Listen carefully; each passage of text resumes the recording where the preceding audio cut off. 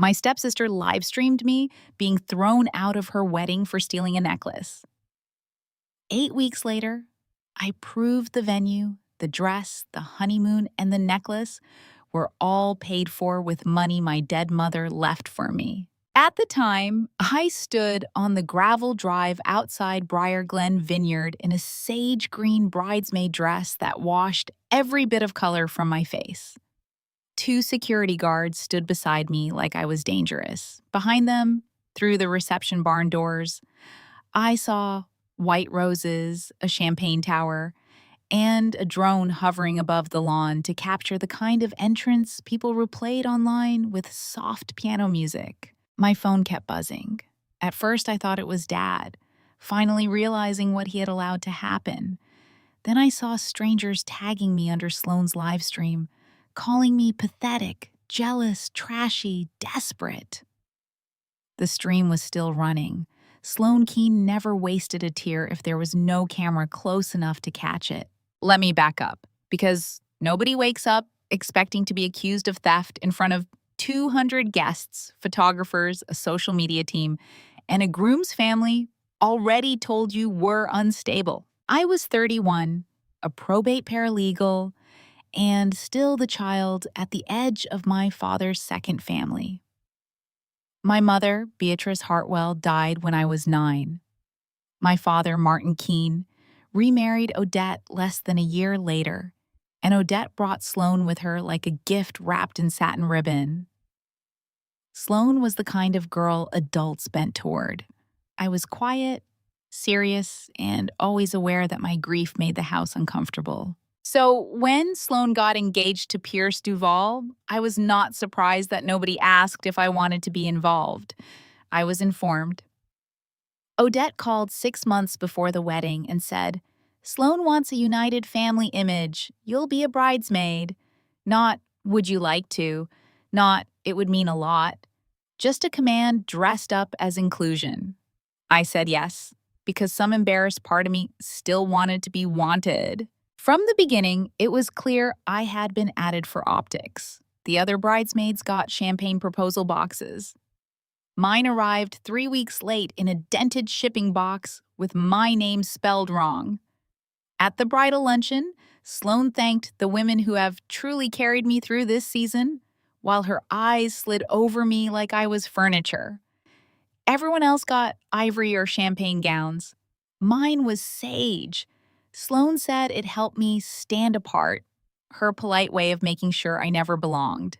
On the wedding morning, I drove to Briar Glen before sunrise because Odette had texted me errands at 5:12 a.m. Pick up garment tape, find Sloane's vow book, confirm pastries, bring chargers for the content crew. Nobody thanked me when I arrived. Kendra Pike, Sloane's maid of honor, pointed at a stack of boxes and said, "Those go to the bridal suite." The venue looked like an expensive dream built to make other women feel poor. White roses spilled from antique urns. Crystal chandeliers hung from a barn that had never housed an animal. A mirrored welcome sign read "Sloane and Pierce" above a custom hashtag.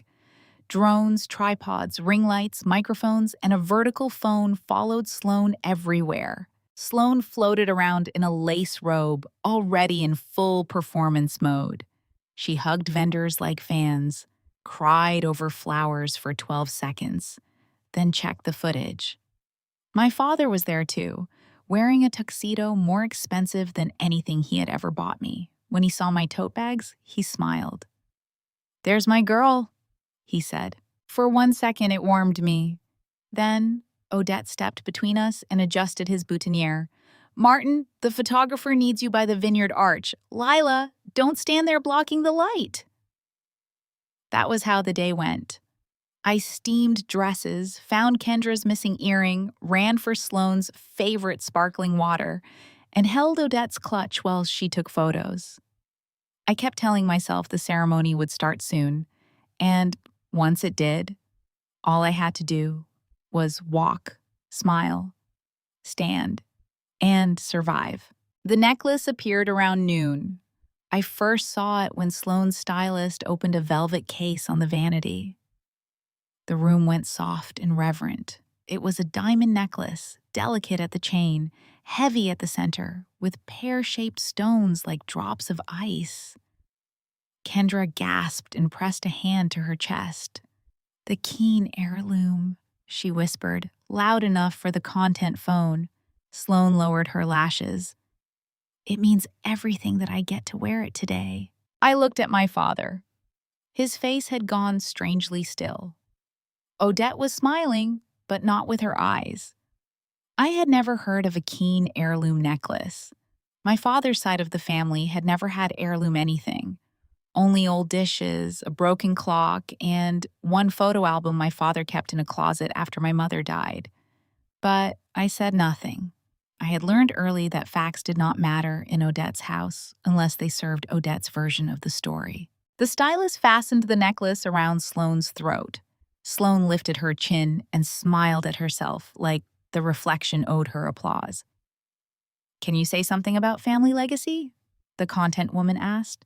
Sloane touched the diamonds. "This necklace reminds me that love is passed down, even through complicated families." About 20 minutes before the ceremony, I left the bridal suite to take Sloane's vow book to the planner. Owen Vale was near the barn entrance with a headset and the exhausted calm of a man paid to panic gracefully. I handed him the book, confirmed the processional order, and went to the restroom. I was gone maybe 7 minutes. When I came back, the screaming had already started. "My necklace is gone." Sloane stood in the bridal suite with both hands at her bare throat. Kendra searched under the vanity. Odette kept saying, "Nobody move." The content phone was still recording from a corner. I stopped in the doorway. "What happened?" Kendra's head snapped up. "Where were you?" "The restroom. I took the vow book to Owen first." "You were the last one in here before it disappeared." "That's not true," I said. "The stylist was here. The makeup artist was here. You were here." Kendra stood slowly like she had rehearsed the movement. "No, Lila, you were alone near the vanity when Sloane asked you to get the emergency kit." My pulse kicked. I was never alone near the vanity. Sloane turned toward me then, eyes glossy, face trembling in a way that looked almost beautiful. "Lila," she said, my name coming out like a plea. "Please, if you took it, just give it back. We can handle this quietly." The room went silent around that lie. "I did not take your necklace." Odette's expression hardened first. "This is not the time for your resentment." "My resentment?" She stepped closer, voice low enough to sound intimate but sharp enough to cut. "Lila, just give it back. Don't ruin the one day that isn't about you." That sentence landed somewhere old inside me. The one day that isn't about you. As if any day in that family had ever been about me.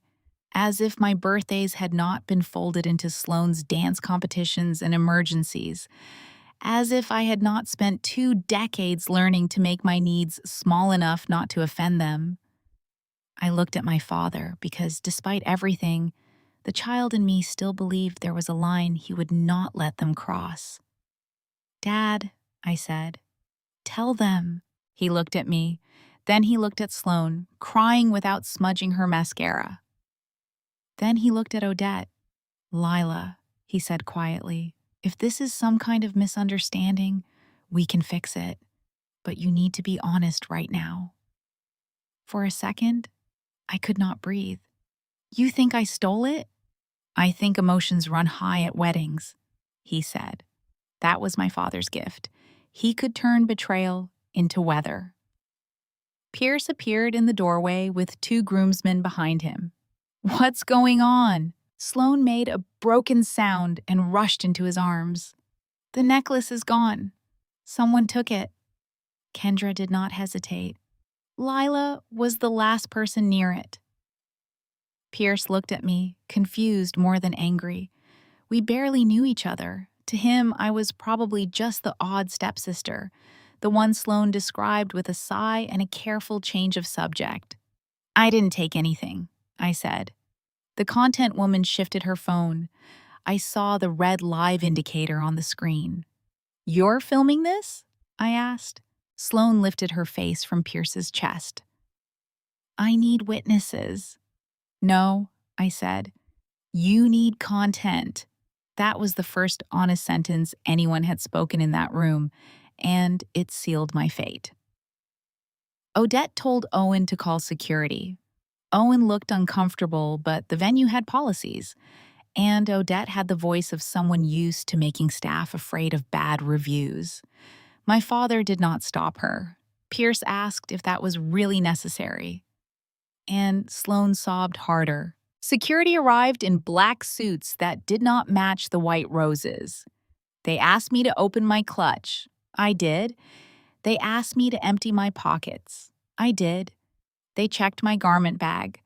I allowed it because I still believed proof mattered. They found nothing. Kendra crossed her arms. She could have hidden it somewhere. I could have hidden a diamond necklace in 7 minutes while running errands in a dress with no pockets, I said. Nobody laughed. The older security guard looked apologetic.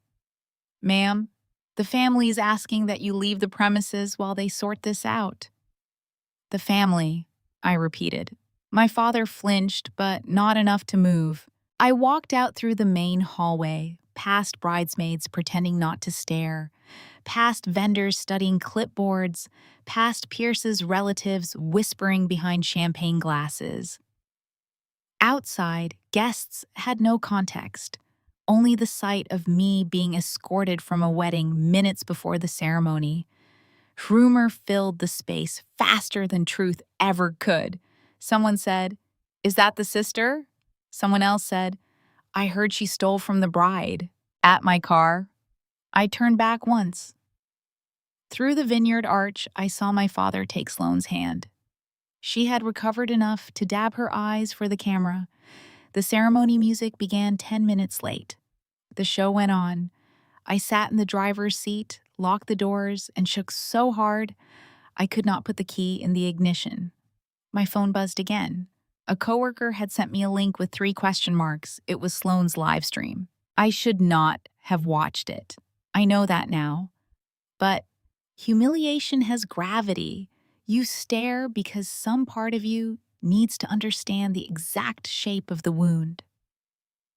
The video showed me in the bridal suite, pale and cornered, insisting I had not taken the necklace. It showed Odette's wounded dignity, Kendra's anger, Sloane's perfect tears. It did not show the empty search of my clutch, security finding nothing, or my father's silence long enough for people to understand what it cost me. Then the feed cut to the ceremony. Sloane stood under the arch without the necklace, her throat bare and dramatic. When she reached Pierce, she paused, looked toward the guests, and said, "I never imagined jealousy could come from inside my own family." The comments exploded with hearts, shocked faces, and promises that she was strong. I watched my father give her away. That was the moment I stopped crying. Not because I was strong, not because I had some plan. I stopped crying because something inside me went still. I had spent my whole life accepting the role they gave me. Difficult, ungrateful, expensive, damaged. I had let them define my story because fighting them felt like begging to be loved correctly. But sitting in that parking lot, watching Sloane turn my public destruction into a branding moment, I felt something shift. For the first time, I did not wonder what I had done to deserve it. I wondered what they were trying so hard to hide. I drove home before the reception began. I took off the sage dress in my bathroom and left it on the floor. My phone kept lighting up, but I turned it face down. I washed my makeup off and stared at myself until my face looked like mine again. At 11:43 that night, Sloane posted a photo of herself and Pierce beneath fireworks, her caption long and aching. Today reminded me that love is not the absence of betrayal. It is choosing joy anyway. Thousands of people liked it. I almost threw my phone across the room. Instead, I took screenshots. I saved the live stream, Kendra's comments hinting I had always been jealous, and Odette's text telling me not to contact guests with my version. I saved everything, though I did not yet know why.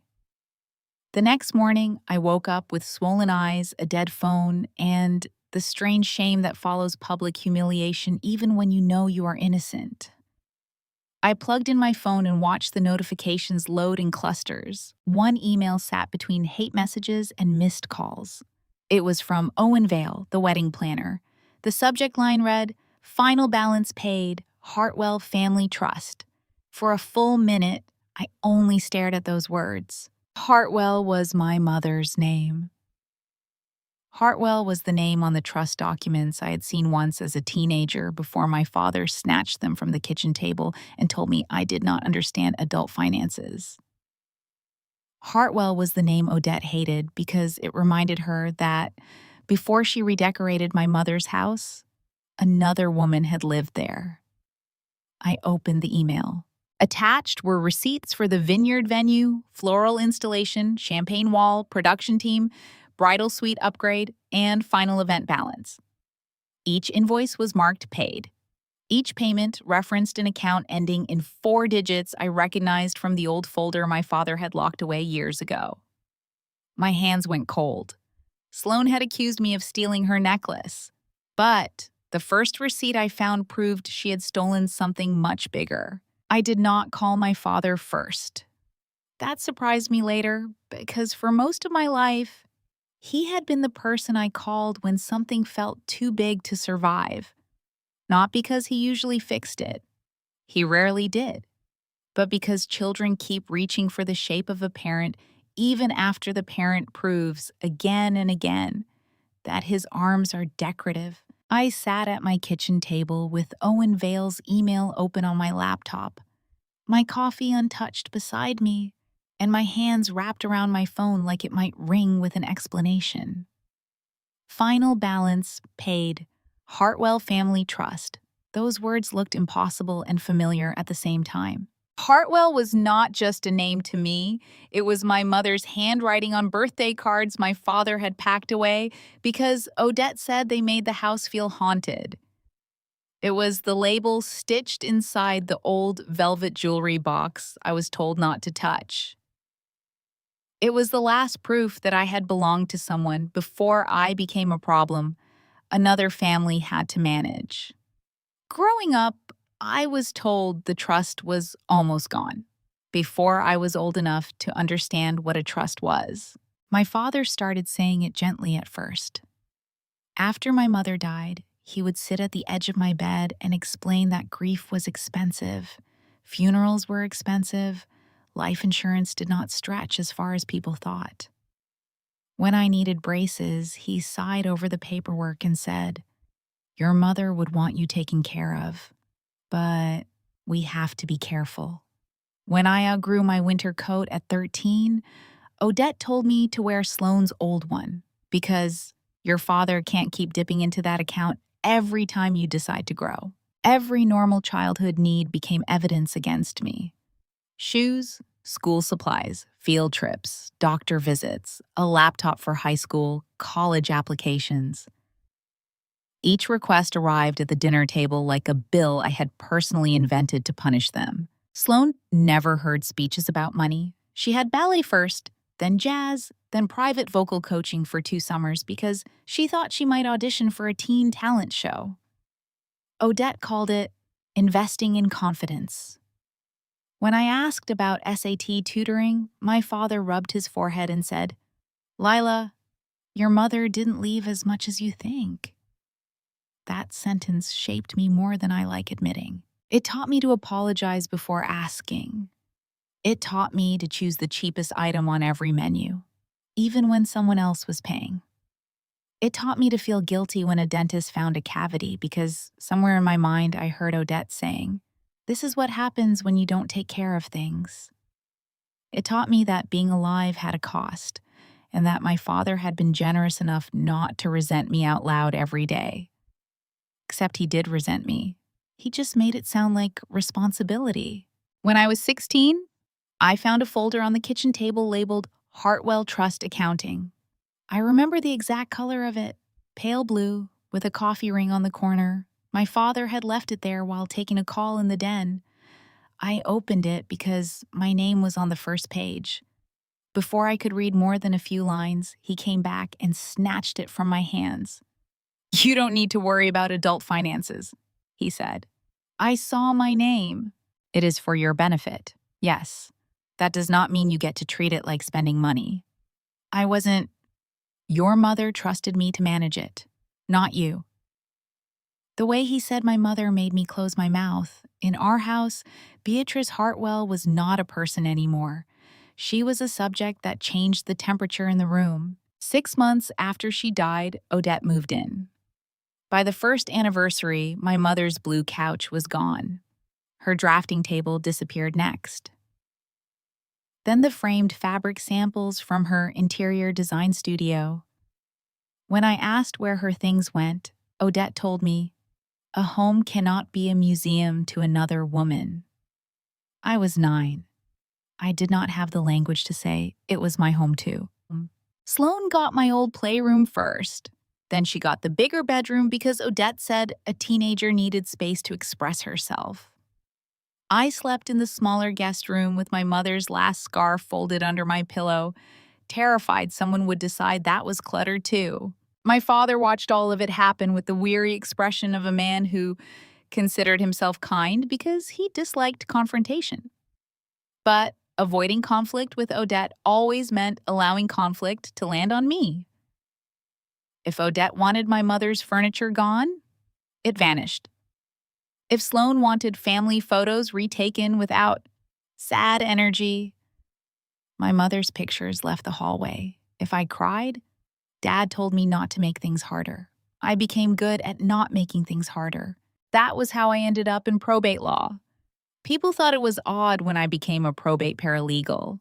They assumed I liked paperwork, and I do, in the way a locked door makes you interested in keys. Estate law felt like a language everyone had spoken around me, while insisting I was too young, too emotional, too confused to understand. Trust, beneficiary, fiduciary duty, accounting, distribution. Those words were not boring to me. They were the architecture of my childhood. By 25, I could read a petition faster than some first-year associates. I knew what a trustee owed a beneficiary.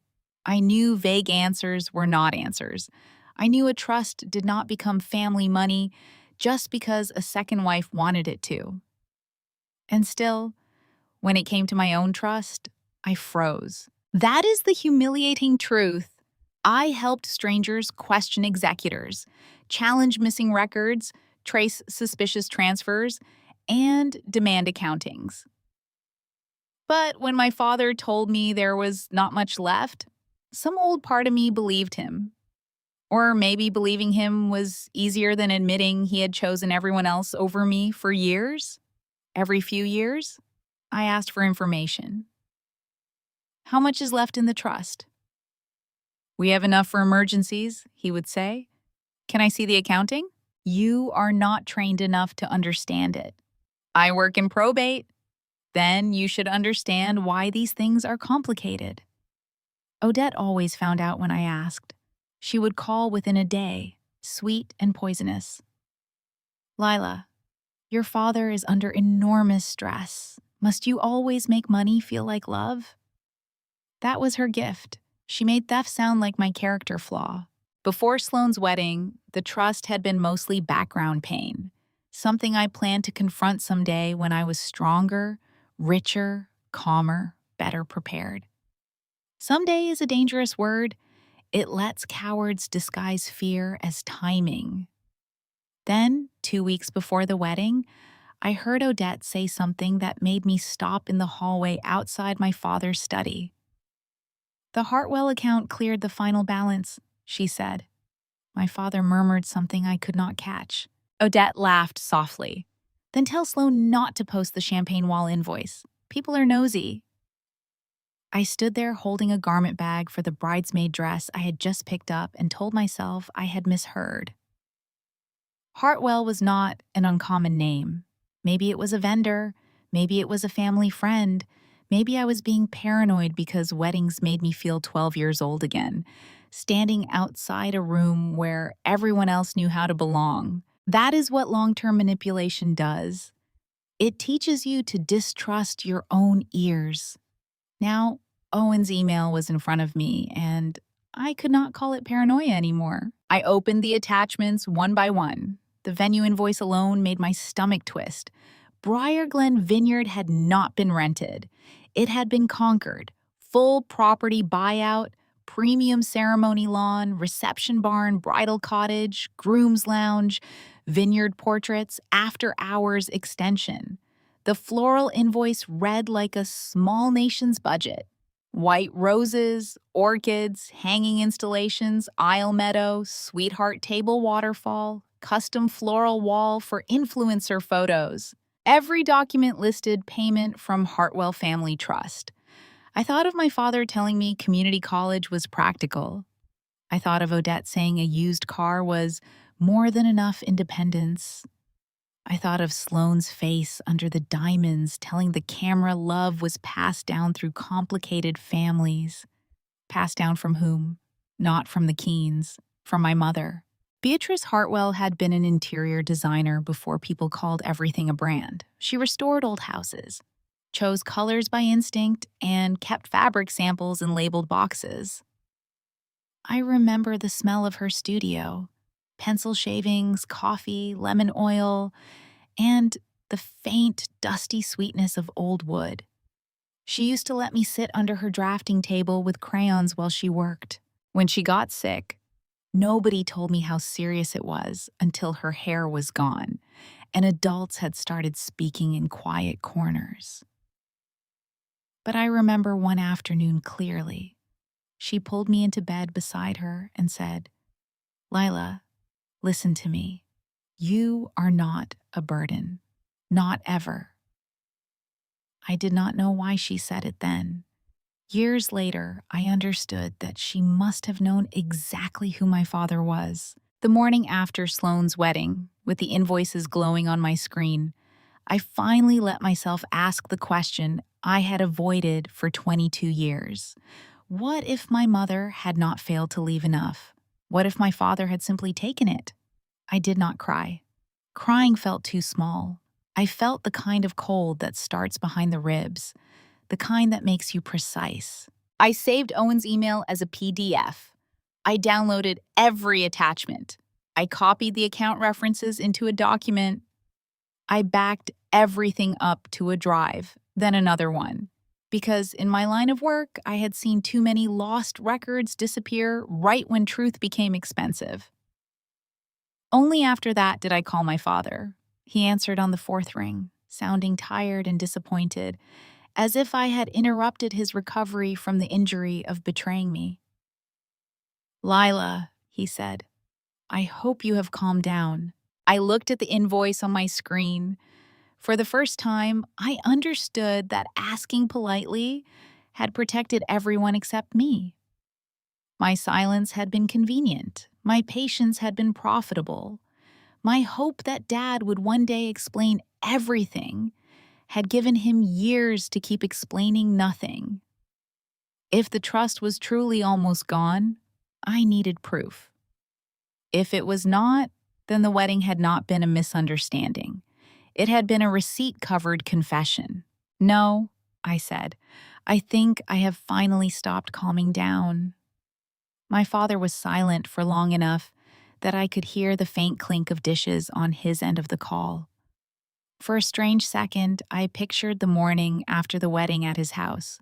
Odette in a silk robe, Sloane glowing over comments, Pierce probably fielding concerned texts from relatives who had watched his bride accuse her stepsister of theft before saying vows. I wondered if anyone there had lost sleep over me. Then Dad exhaled. "Lila, this is not the way to start a conversation." "It is not a conversation," I said. "Owen Vale sent me the final wedding balance." Silence again, sharper this time. I don't know what you think you saw. I saw invoices paid by the Hartwell Family Trust. That was an administrative error. The account number matches old trust paperwork. You don't know that. I do. His voice changed then. It got softer, not kinder. Softer was my father's warning sign. He used it when he wanted me to feel childish for noticing things. Sweetheart, the Hartwell Trust has always supported family needs. This wedding was a family event. I stared at my laptop until the words on the invoice blurred. My stepsister's champagne wall is not a family need. It was an important event for all of us. I was thrown out of it. That situation got out of hand. No? Sloan accused me of stealing a necklace in front of a live stream. Odette told security to remove me, and you let them. He sighed like I had brought up something rude at dinner. The necklace was missing. People were emotional. Was it paid for by the trust too? Another silence. That silence answered more than he meant it to. Dad, I said slowly, what did you do? He snapped then. Not loudly, but with the old authority he had used when I was 16 and my hand was on the blue folder. You are confused and you are hurt and you are trying to turn a painful family incident into some kind of legal crusade. I am still trustee, Lila. I have handled that account for over 20 years. For whose benefit? For yours. My benefit was being publicly accused of theft at a wedding I paid for without knowing? You did not pay for anything. You are not listening. No, I think I finally am. He said my name again, warning and pleading twisted together. Do not do this. Do what? Embarrass this family further. There it was. Not, do not misunderstand. Not let me explain. Not, I am sorry. His first real concern was embarrassment. I hung up before he could turn my anger into disrespect. 3 minutes later, Odette texted, do not embarrass your father again. He has carried enough because of you. I read it twice. Then I screenshot it and added it to the folder I had labeled Wedding Trust Evidence. The name felt dramatic when I typed it. By the end of the week, it would feel insufficient. I knew enough to know I needed a lawyer and enough to know I should not be my own. Working in probate gives you confidence until your own family is on the other side of the paper. Emotion makes people sloppy. I could not afford sloppy. I called Naomi Rusk at 9:03 a.m. Naomi was one of the trust litigation attorneys our firm referred complicated cases to when family disputes became financial crime wrapped in funeral clothes. She was in her 40s, precise and patient with theatrics, and famous for making smug trustees suddenly remember where they had put records. I had worked with her twice as a paralegal. She knew me well enough to take my call, but not well enough to pretend this was not ugly. Tell me only facts first, she said after I explained I needed personal advice. Feeling second. Facts are easier to protect. So I gave her facts. My mother died when I was 9. A trust existed. My father was trustee. I was the beneficiary. I had never received a full accounting. I had been told funds were nearly gone. The morning after my stepsister's wedding, the planner accidentally emailed invoices showing the Hartwell Family Trust paid final balances.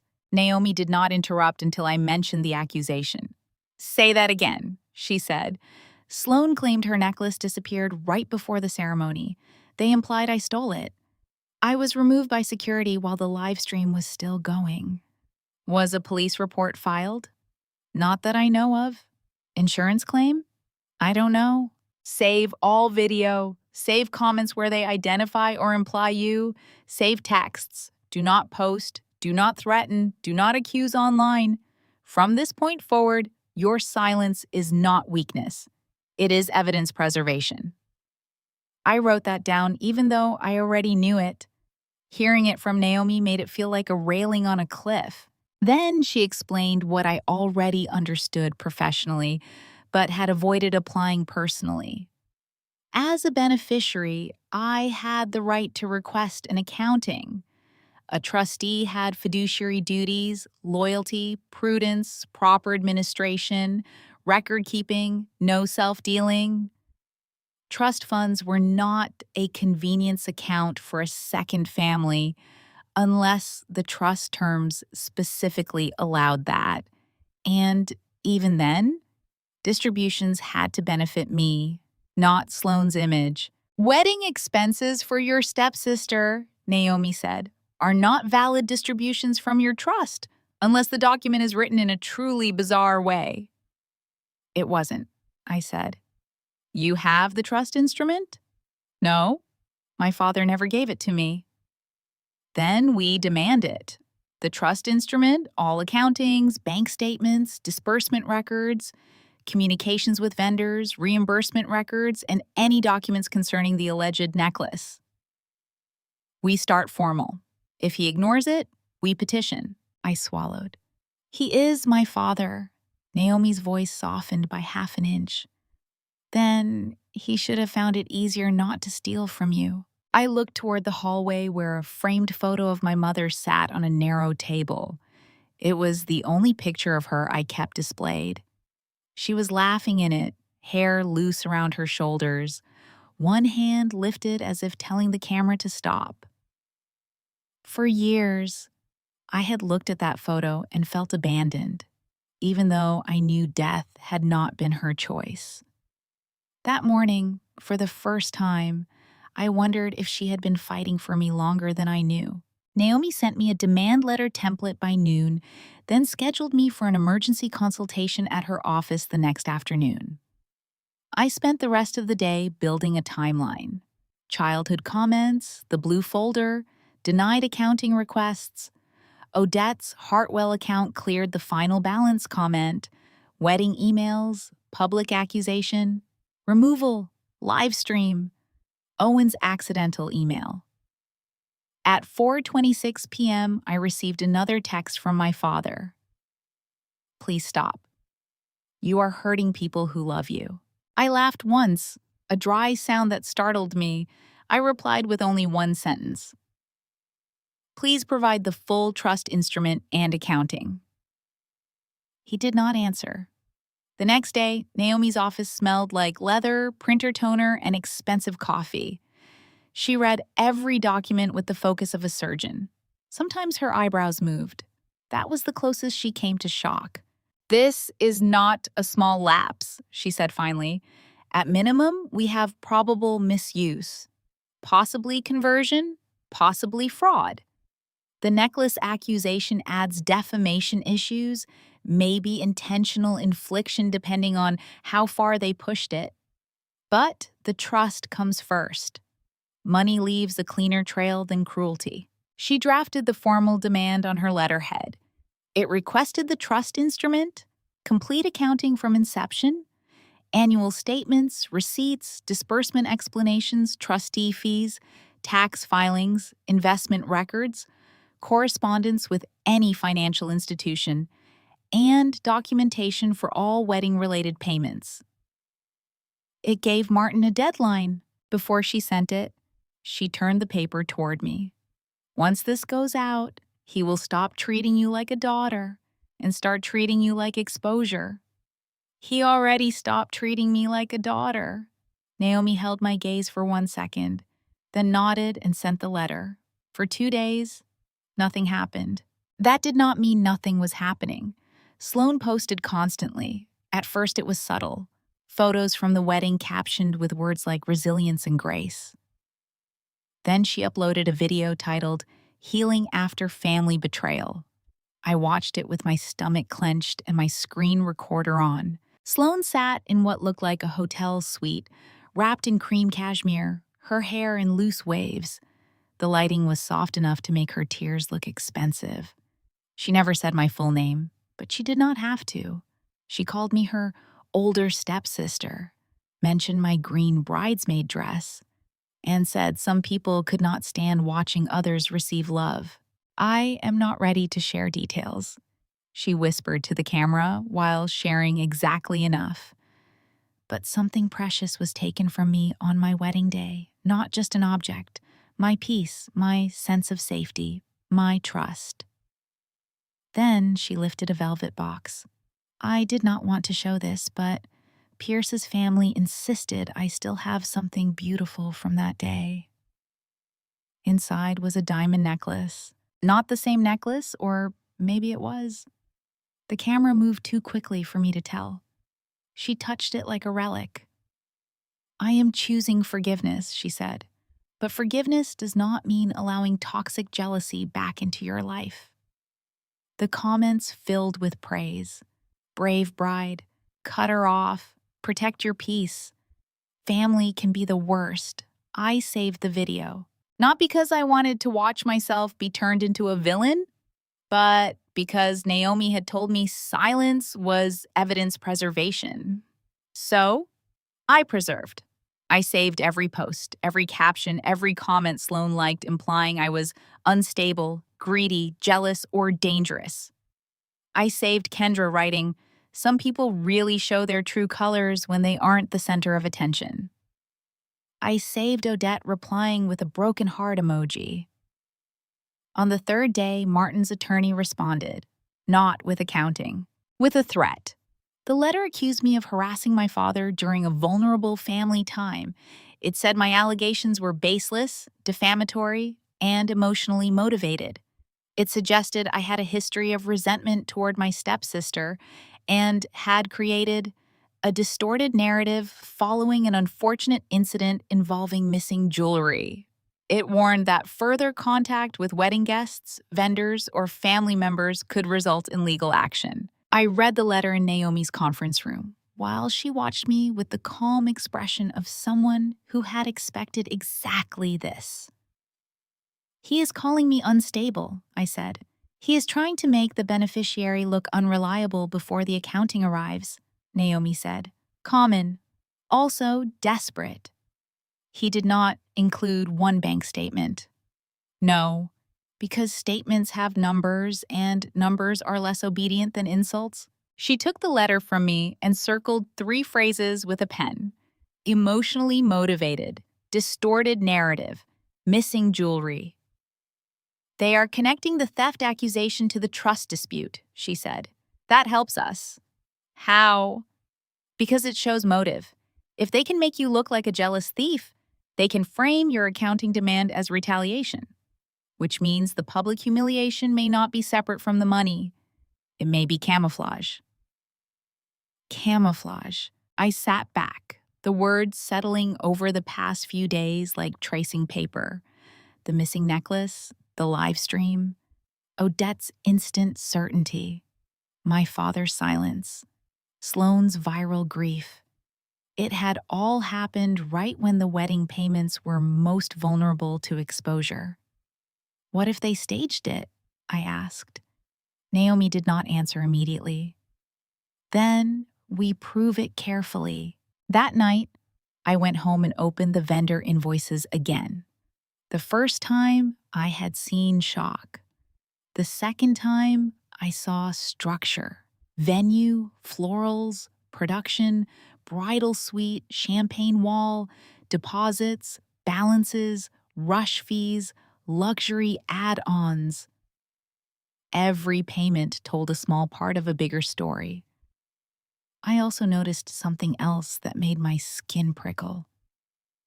The invoices were not random one-time charges. They were staged across months, split into deposits and reimbursements, as if someone had known exactly how to keep each withdrawal looking ordinary. A floral deposit in March, a production retainer in April, a venue installment in May, the final balance the week before the ceremony. It was not panic spending, it was planning. The venue was only the first payment. By midnight, after cross-referencing dates, amounts, and account references, I knew my mother had paid for the entire wedding. The next morning, I took a personal day from work and carried everything I had to Naomi's office in a folder so overstuffed the elastic corners strained. It felt strange, almost embarrassing. To arrive with printed invoices like a woman walking into battle with grocery receipts. Naomi did not laugh. She cleared her desk, put on reading glasses, and treated every page like a loaded weapon. "We build this in layers," she said. "First, what we can prove without court help. Then what we can demand. Then what we subpoena." I had heard that word hundreds of times in other people's cases. Subpoena. It sounded clean from a distance. Up close, it meant my father's bank records, his emails, his signatures, his excuses, all dragged into light. Part of me still wanted one explanation that would make it less monstrous. Maybe he had borrowed money and meant to put it back. Maybe Odette had pressured him. Maybe Sloan did not know. Maybe there was a provision in the trust so broad it turned my mother's last act of care into a wedding fund for the woman who called me jealous on the internet. Naomi let me have those maybes for about 10 seconds. Then she said, "Lila, people who act innocently produce records quickly." So we started.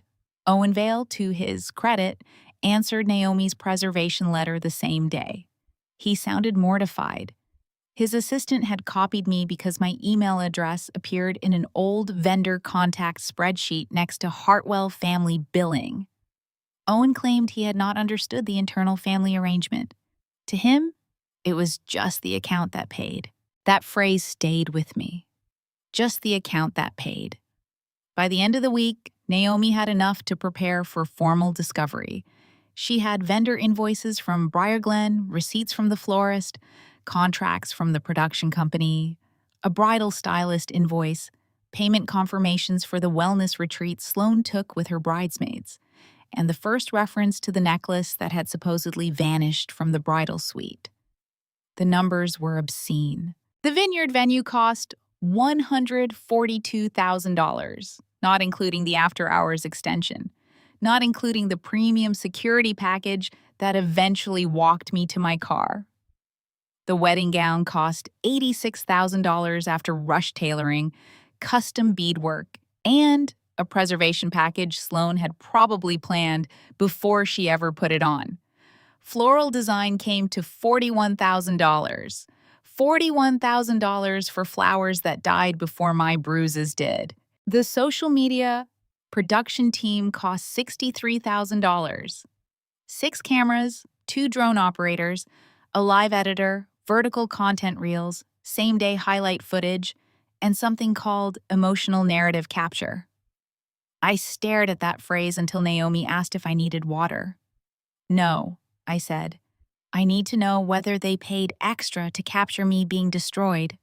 Naomi's mouth tightened. "We will find out."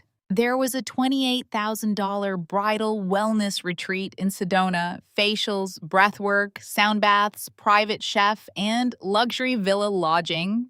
There were $19,000 in bridesmaid gifts, including monogrammed jewelry boxes, silk robes, spa certificates, and designer clutches.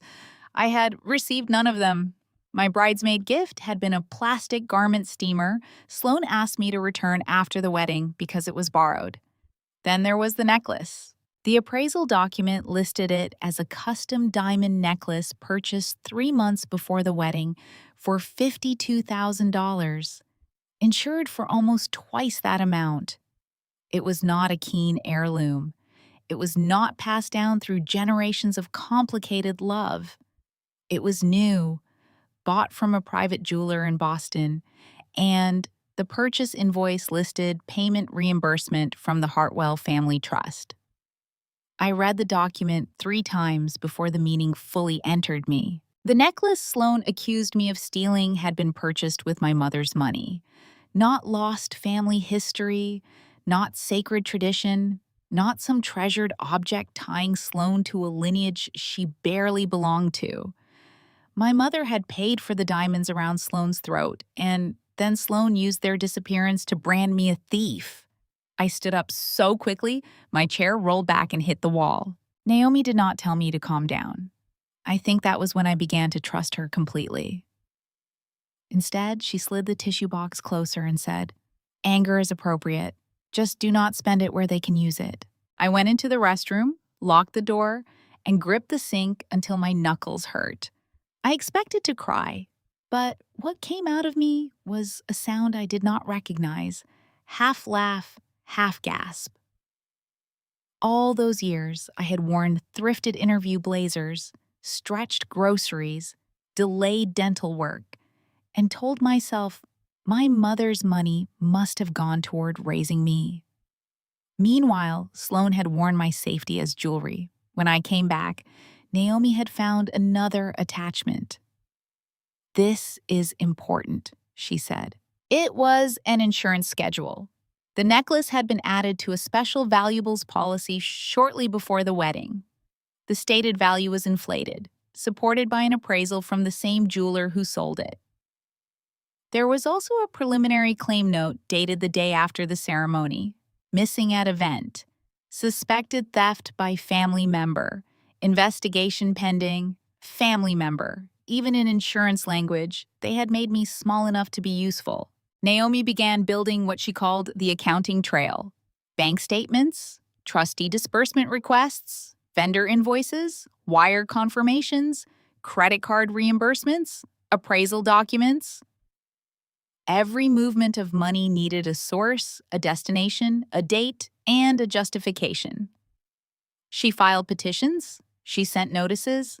She requested preservation of all communications related to wedding payments, the necklace, the live stream, and any insurance claim. That was when the first crack appeared.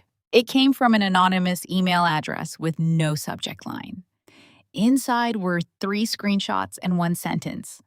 I didn't think it would go this far. The screenshots were from a group chat between Sloane and Kendra. Sloane, hide it before ceremony. Not forever, obviously. Just long enough. Kendra, where? Sloane, makeup bag.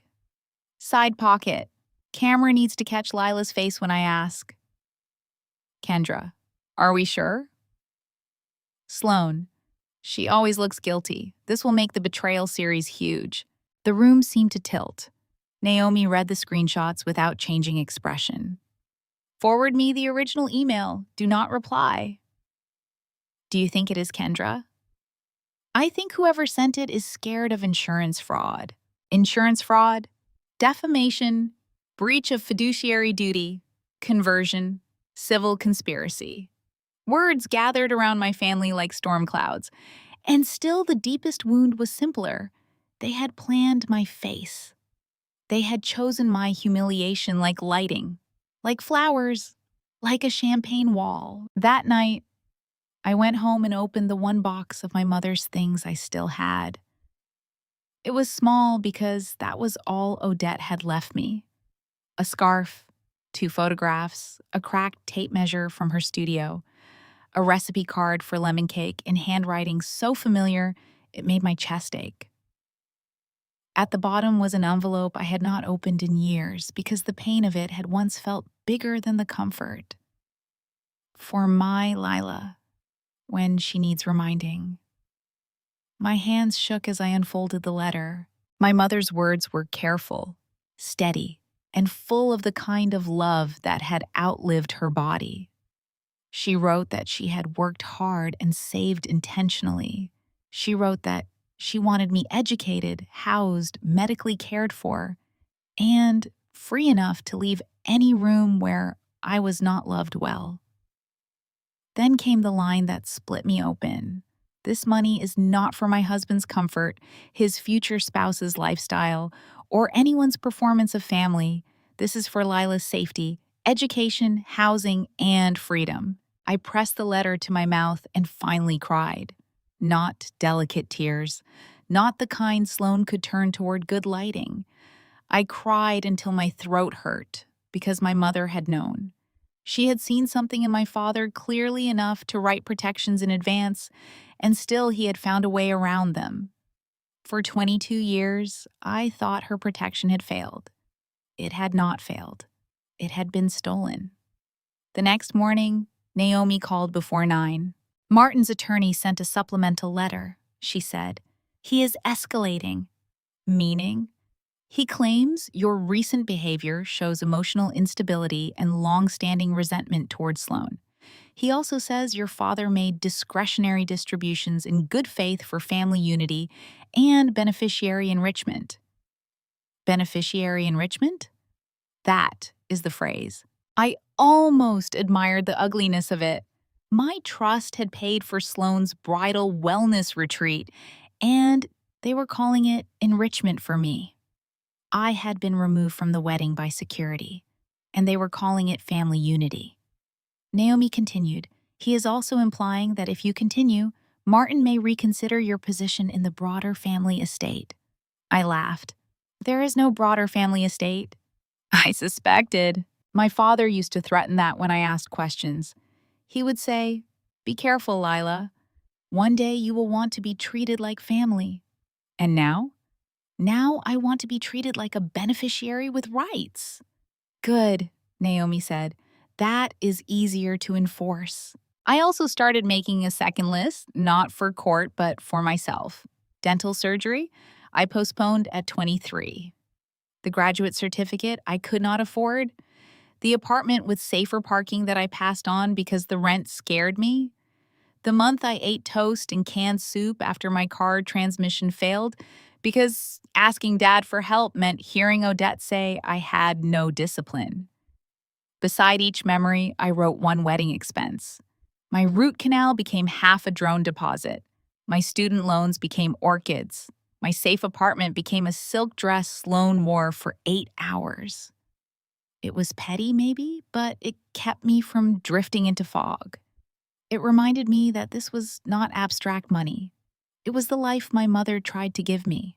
The counterattack did not stay legal. By lunch, Odette had sent a message in the extended family group chat. She wrote that my father was heartbroken, that I had always struggled with feeling replaced, and that money should never matter more than family. She said Sloane's wedding had been tainted by one person's bitterness and that they were praying for healing. I did not answer. Sloane posted a black and white video of herself looking out a window. The caption read, "Some people inherit money, others inherit grace." I saved that too. Then Martin left a voicemail. He sounded older than he had at the wedding. Not guilty. Older. Lila, this has gone too far. You are letting strangers poison you against your own father. Your mother trusted me. She knew I would take care of things. You were a child. You do not know what it cost to raise you, to keep that house, to make sure you had a stable life. Odette and Sloane were part of that stability too. I made choices for the family. Maybe you disagree with some of them, but turning this into theft is cruel. I am still your dad. I listened once standing in my kitchen, then I listened again sitting on the floor. I hated that his voice still had access to me. I hated that part of me wanted to call back and say, just tell me you are sorry and I will become easier. The old training was still there. Be grateful. Be quiet. Do not make him sad. Do not make things harder. Then I looked at my mother's letter on the table. This is for Lila's safety, education, housing, and freedom. My father had told me my mother's money was gone because I was expensive. It was gone because Sloane wanted a champagne tower. The first rule Naomi gave me was simple. Do not fight a public liar in the public mud. That sounded reasonable in her office. It sounded almost elegant.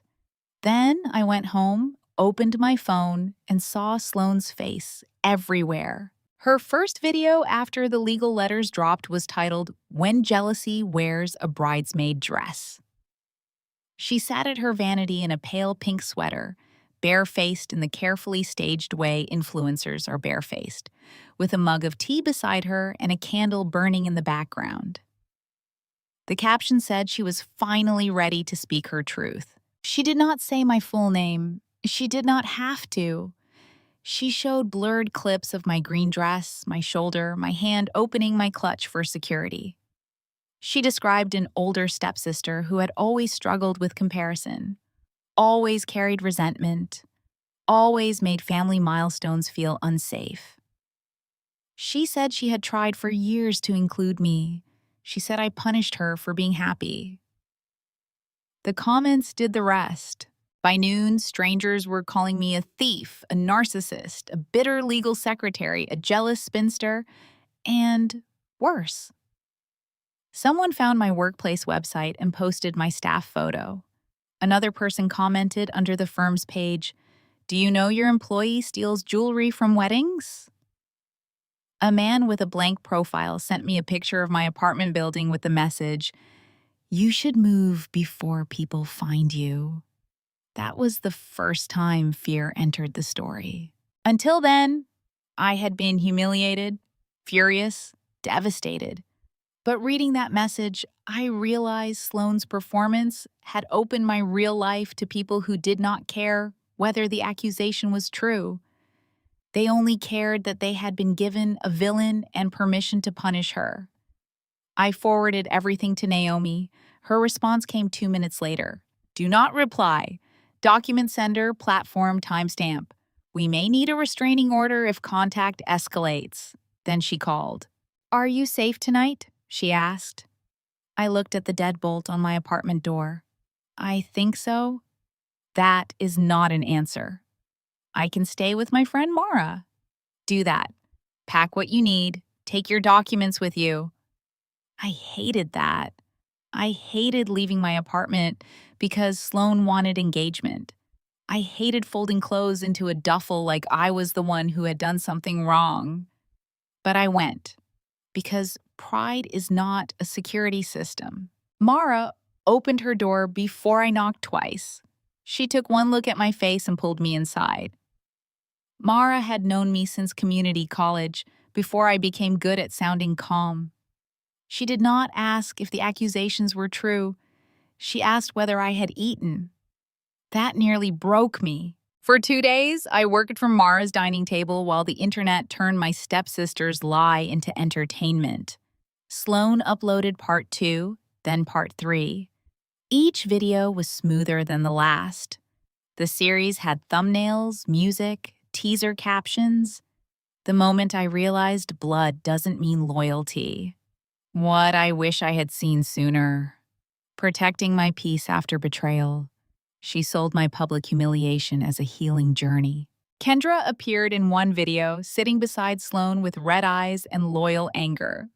I just remember thinking, why would someone do this on your wedding day? Kendra said. But sometimes people reveal themselves when the spotlight is not on them. Sloane squeezed her hand. I still pray for her. I saved that too. Pierce contacted me on the 5th day. His message came through a private account I did not recognize at first. It was short. "Lila, this is Pierce.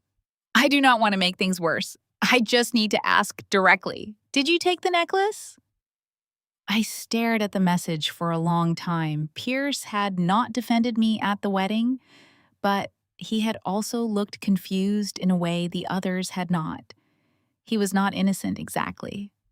Adults are responsible for the rooms they stand in.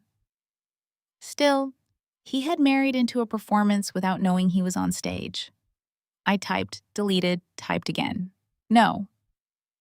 Ask your wife who paid for your wedding.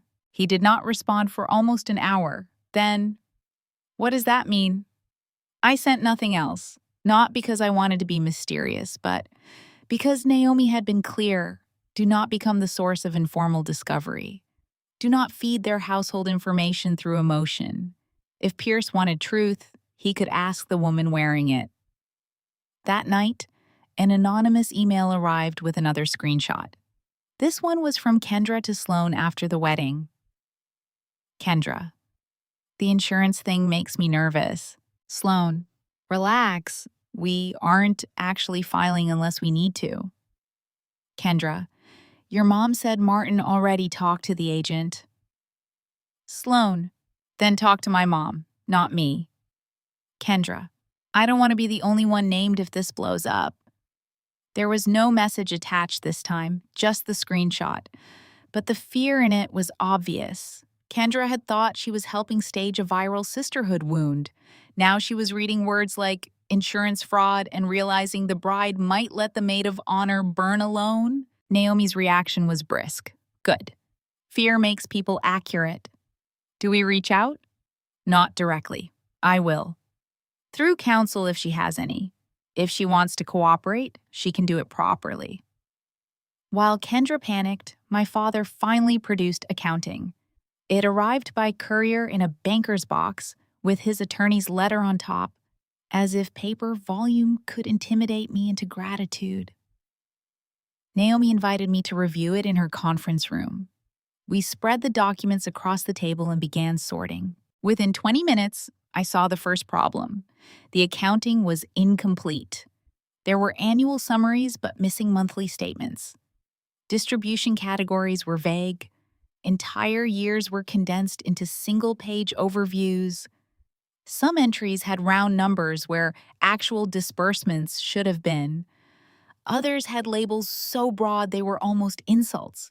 Beneficiary lifestyle support, household stability, family integration, education-related enrichment. Naomi tapped one entry with her pen. Did you receive $24,000 for continuing education in 2018? No. I paid for my certificate program with a loan and a credit card. She circled it. Another entry read medical reserve distribution. Did you have a major medical expense in 2020? I had an emergency appendectomy. Insurance covered most of it. I paid about $1,600 out of pocket. The trust distributed $18,000. I leaned back, nausea rising. We kept going. Duplicate entries appeared under different labels. A housing support distribution matched the month Odette renovated the kitchen.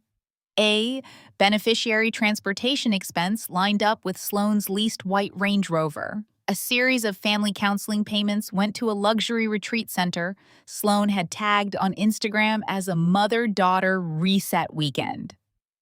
I had never been invited.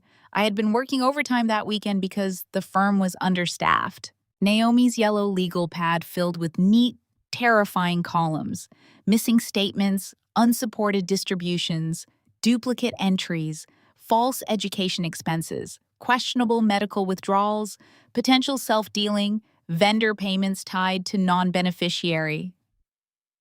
Then she found the phrase that made the room go quiet: collateral support for primary residence refinance. I frowned. What is that? Naomi did not answer immediately. She pulled 3 documents closer, compared dates, then searched through the bank statements Owen had helped connect to vendor payments. Your father used trust assets as collateral, she said. For what? The family home. I thought of the house Odette still lived in. My mother's house first, though nobody called it that anymore. The house where her studio had been turned into a yoga room, the house where her couch vanished and Sloane's portraits took over the staircase, the house where I had been told not to touch adult paperwork. He used my trust to refinance the house? That appears to be the case. But I do not own that house. No, I do not live there. No, Odette does. Yes, there are moments when anger becomes so large it feels almost peaceful. I had thought the wedding was the center of the theft because it was flashy, humiliating, easy to see. But the house was worse. The wedding was a party. The house was years of my mother's money, holding up the walls of the life that erased her. I stood by the conference room window and watched traffic crawl below.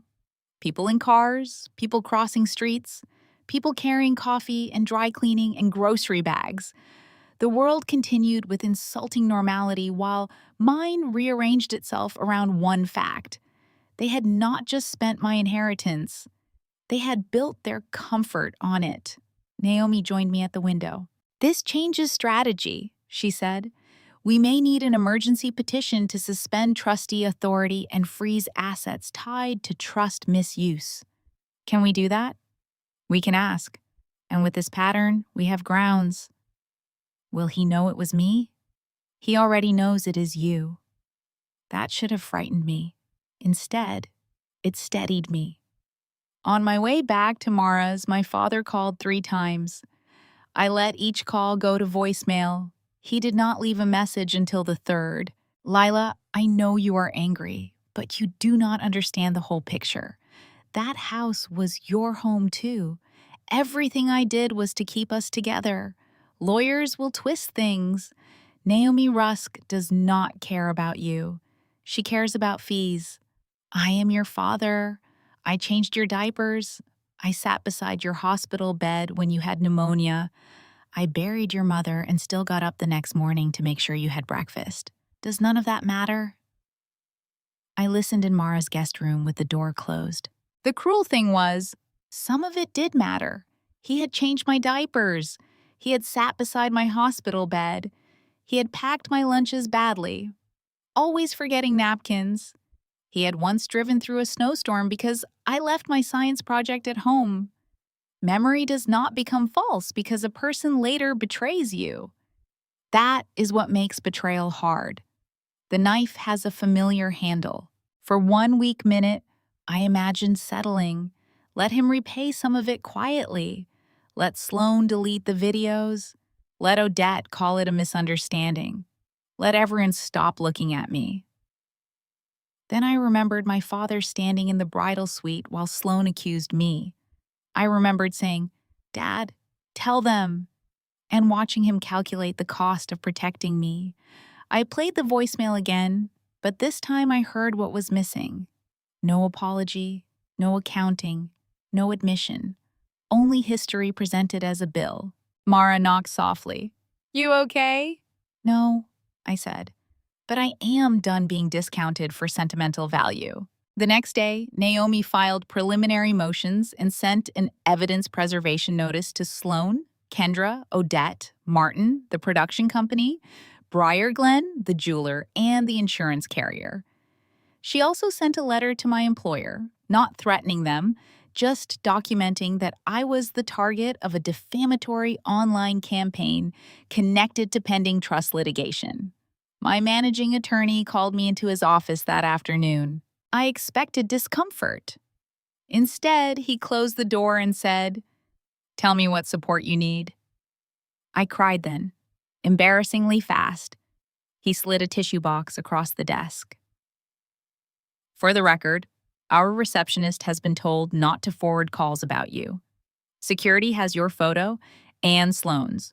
Work from home as needed." "And Lila?" I looked up. People who steal jewelry usually do not demand accounting. That sentence carried me through the rest of the week. Online, the tide had not turned yet, but cracks were forming. A few commenters asked why there had been no police report. Someone noticed Sloane's heirloom necklace looked new. Another person asked why a bride with a missing family diamond was spending more time making videos than cooperating with investigators. Sloane deleted those comments quickly, which made people repost them. Pierce messaged once more. I asked Sloane. She said, "You are twisting family finances. Is there documentation?" I sent one reply. "There is enough that your wife should hire a lawyer." By then, Kendra had stopped appearing in Sloane's videos. Odette stopped commenting publicly. My father's attorney requested an extension. Naomi refused. The smear campaign was still loud, but underneath it, I could hear something better: panic. At midnight on Friday, I opened the accounting box again and found one more refinance document tucked behind a tax summary. It listed the trust assets not only as support, but as pledged security for a line of credit associated with improvements to the Keene residence. I took a picture and sent it to Naomi. She replied at 12:07 a.m. "This is bigger than the wedding." I sat there in Mara's quiet apartment, the city humming beyond the windows, and thought about the house where my mother's name had been treated like dust. I thought about Odette's silk robes, Sloane's dance lessons, My father's polished watches, the renovated kitchen, the champagne tower, the diamonds, the viral tears. I thought they stole my inheritance. Then Naomi found out they had used it to keep the roof over their heads. Naomi filed the emergency petition on a Monday morning, and by lunch, my father called 7 times. I did not answer. That felt like a small thing from the outside, just a thumb pressed against a red button. But for me, it was a rebellion years in the making.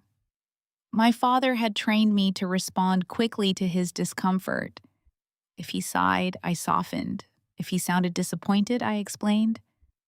If he said my mother would be sad, I collapsed into guilt before I could ask why he was using a dead woman as a leash. This time, I let the phone ring.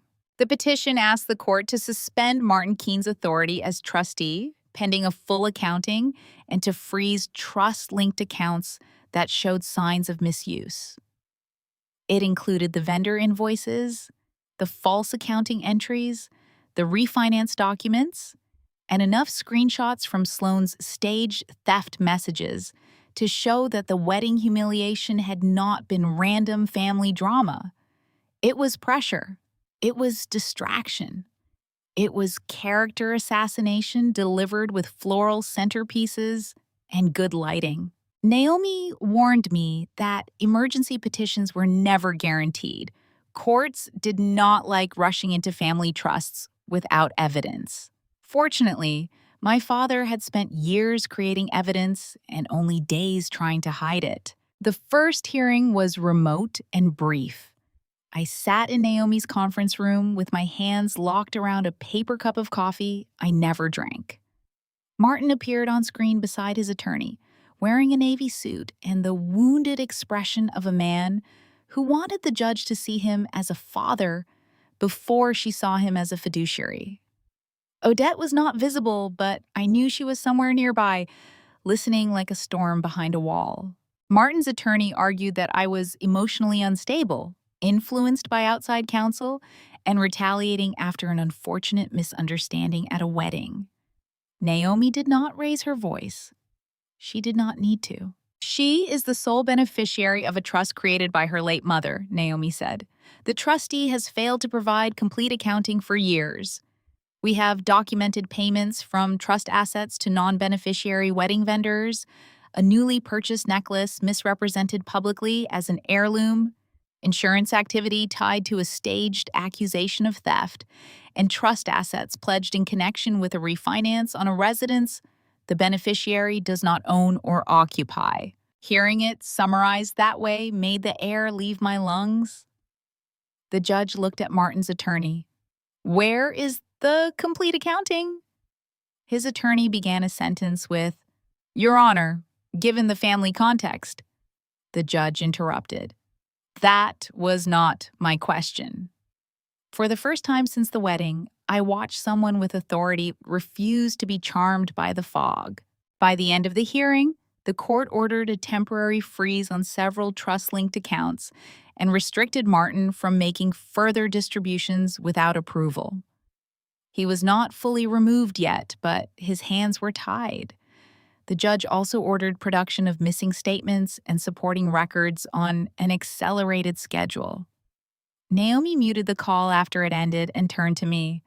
That was a good first step. I nodded, but my body did not know how to celebrate.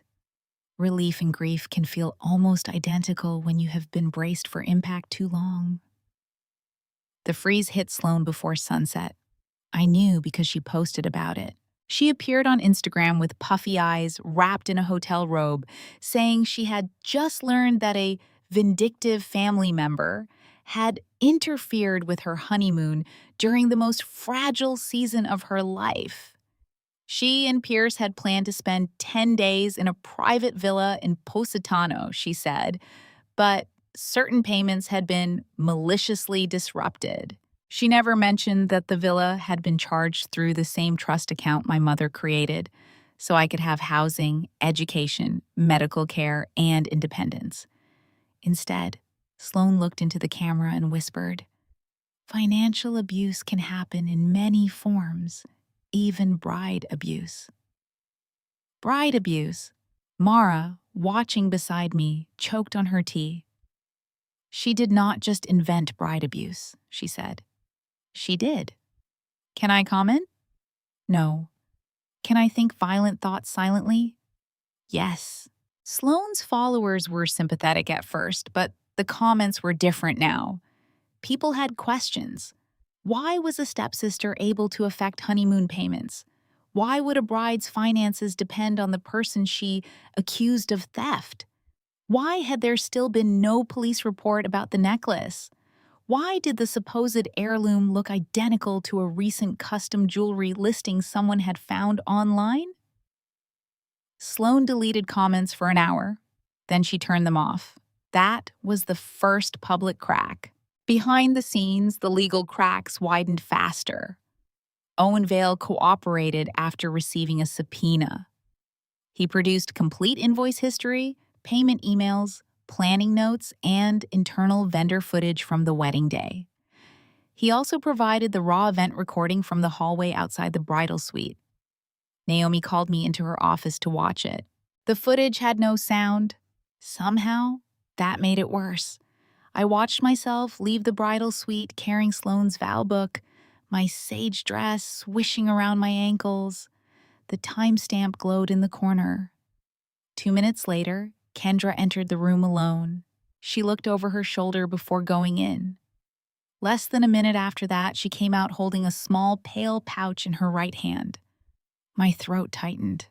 She had it, I said. Naomi paused the video. She had something consistent with the necklace pouch. I almost smiled, even then. You never overstate.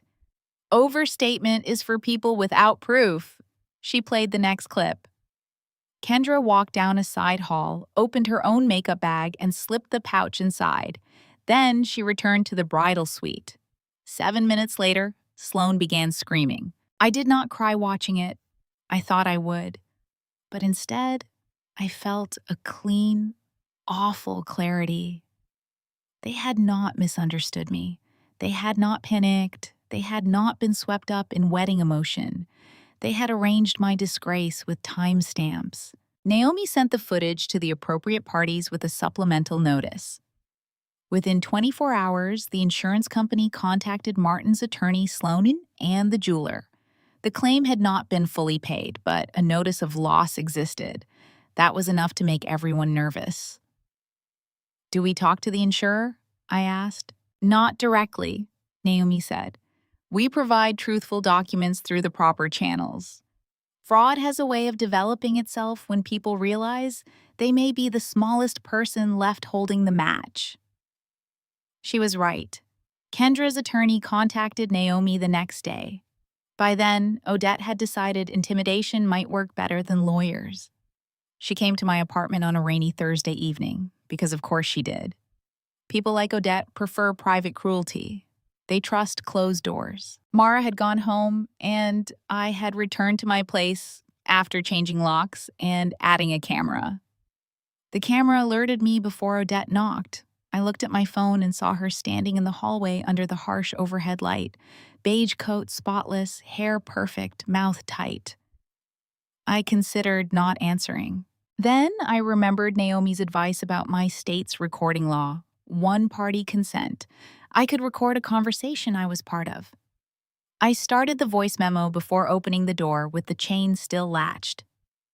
Odette. Her eyes flicked to the chain. Are you really afraid of me? I am really not interested in pretending this is a family visit. She smiled without warmth. You always were dramatic. What do you want? She leaned closer, lowering her voice. I want you to stop before you destroy your father. My father destroyed himself when he used my trust. That trust, she said, and the softness vanished, kept a roof over your head. I was a child. That was Dad's responsibility. You were fed, clothed, and tolerated. Do you know how many women would have refused to raise another woman's daughter? That trust was the least your mother could do for the family that raised you. There it was. Not a slip, not an accident, not a misunderstanding. the philosophy beneath 22 years of theft. I felt strangely calm. Tolerated. Odette's chin lifted. Yes, tolerated. You walked through that house like a ghost of her, making everyone uncomfortable, and Martin still gave you a family. Sloane shared her life with you. I made room for you. You took my mother's room. I made that house livable. You sold her furniture. I removed grief. You spent her money. I used available resources for the family. I stared at her through the gap in the door, the chain between us like the thinnest symbol of everything that had changed. My mother did not leave money for your daughter's wedding. Odette's laugh was quiet and cruel. Your mother left money because she knew she was abandoning a burden. For a second, the hallway seemed to tilt. That was the kind of sentence she would have whispered to me at 13 and carried away unrecorded, leaving me to wonder whether I had imagined it. But I was not 13 anymore. I held up my phone. Odette's eyes dropped to it. You recorded me? She hissed. Yes. Her face changed. The elegance drained first, then the control. You little snake. Good night, Odette. I closed the door while she was still speaking. My hands shook so badly afterward that I had to sit on the floor. But underneath the shaking was something solid. For once, her cruelty had weight outside my memory. She had said what she believed in a form the world could hear. Naomi's response to the recording was careful. It may be useful, she said, not because it proves a specific transaction, but because it shows mindset, entitlement, knowledge that the trust was treated as family resources. Also, depending on exact wording, it undercuts any claim that they believed this was solely for your benefit. I listened to the recording once more that night, then stopped. I did not need to keep poisoning myself to prove the water was bad. By the end of that week, Martin's world had narrowed. He could not move trust funds freely. Missing bank statements were due, vendors were cooperating, the insurance company was asking questions. Kendra was looking for a deal. Pierce had gone quiet online, but Sloane's posts grew more frantic. Her next video showed her in sunglasses, sitting in a car, saying she had been financially attacked during her healing season, and that some people weaponized legal systems when they could not control a narrative. This time, the comments were brutal. One person wrote, "Girl, why was your honeymoon in your stepsister's trust?" Another wrote, "The math is not mathing and neither is the necklace." Sloane deleted the video within 3 hours. I saved it in 14 minutes. That evening, Naomi called while I was making toast for dinner because cooking still felt ambitious. "Sit down," she said. I did. Kendra is willing to provide a statement. Not everything yet, but enough. She confirms the missing necklace was staged for content. She says Sloane wanted a dramatic betrayal moment for a post-wedding series and that Odette knew before the ceremony that you would be blamed. My hand tightened around the phone. And Martin? She says Martin was not in the group chat, but Sloane told Kendra not to worry because Dad won't contradict Mom on camera. I closed my eyes. There it was. My father's role reduced to one sentence and somehow still devastating. He did not need to plan the trap. They only needed to trust that he would not save me from it. Naomi continued. The court freeze scared them. But understand this, Lila. The freeze is not the punishment. It is what allows us to find the punishment. After we hung up, I sat in the quiet with my mother's letter open on the table. I read the word freedom again and again until it stopped feeling like an inheritance and started feeling like an instruction. For years, I had thought the Keens were my family and that they had failed me. That belief kept me reaching for them even while they emptied what my mother left. Now I saw them more clearly.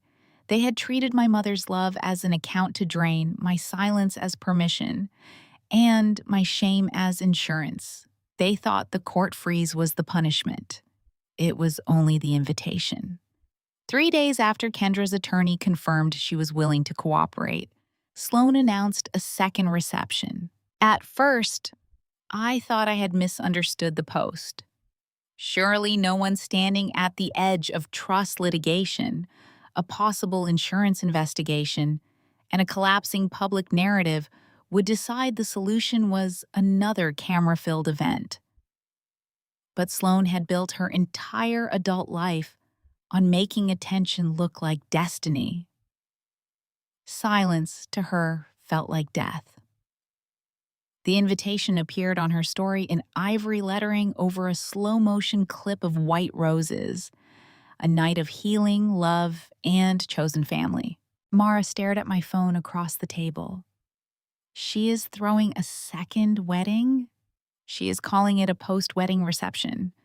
That is rich person damage control with appetizers. It is also insane. No, Mara said. It is content. She was right. The original wedding scandal had gone viral, but not cleanly anymore. Sloane's first wave of sympathy had soured into suspicion. People had stitched her videos with questions she refused to answer. Commentators were comparing screenshots, slowing down clips, asking why the stolen heirloom had appeared in an insurance schedule as a recent purchase. Someone found photos from the jeweler's social account that looked painfully similar to the necklace. Another person noticed the bouquet Sloan carried at the wedding matched the $41,000 floral invoice circulating in rumor threads I had not leaked and could not control. Sloan needed a reset, not private accountability, not legal advice. A reset. The reception was scheduled at the Mercer House, an old social club downtown with marble fireplaces, dark wood walls, and enough history to make any influencer look temporarily important. Guests were told it would be an intimate evening, honoring resilience after betrayal. Sloan promised a short documentary, a champagne toast, and a conversation about sisterhood wounds. She invited brand partners, wedding vendors, lifestyle influencers, Pierce's family, Odette's society friends, and enough wealthy strangers to make the room feel less like a party and more like a donor gala for her reputation. I learned all of that because Pierce's mother called Naomi. Evelyn Duvall had not spoken to me directly before. At the wedding, I remembered her only as a tall woman in navy silk who watched everything with controlled discomfort. She had not defended me either, but unlike my father, she had not pretended confusion was morality.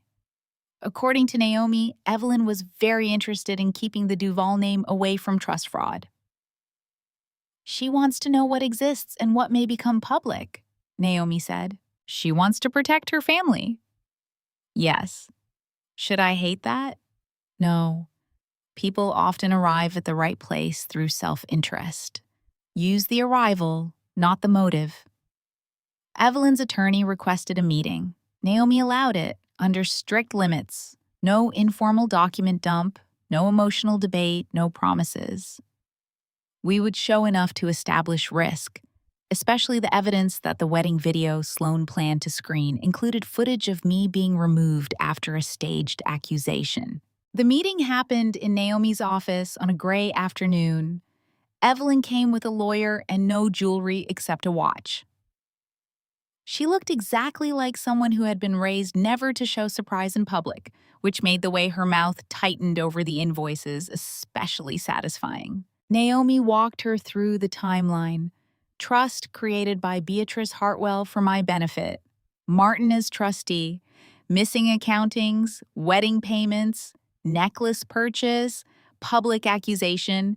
Kendra footage. Pending court orders. Evelyn did not interrupt until Naomi showed the screenshot where Sloan wrote, "This will make the betrayal series huge." Then Evelyn closed her eyes. "My son married a fool," she said. Her attorney murmured, "Evelyn, no, a cruel fool." I sat very still. I did not know what to do with a stranger naming the thing my family had spent years polishing into something prettier. Evelyn opened her eyes and looked at me. "Miss Hartwell, I should have asked more questions that day. It was not an apology big enough to fix anything, but it was more than my father had given me." I nodded once because words felt risky. Naomi said, "Mrs. Duval, if your family's likeness, name, or private footage is used in a defamatory presentation after notice of these facts, that may create additional exposure." Evelyn's expression became glacial. "Then Sloan will not be using our consent."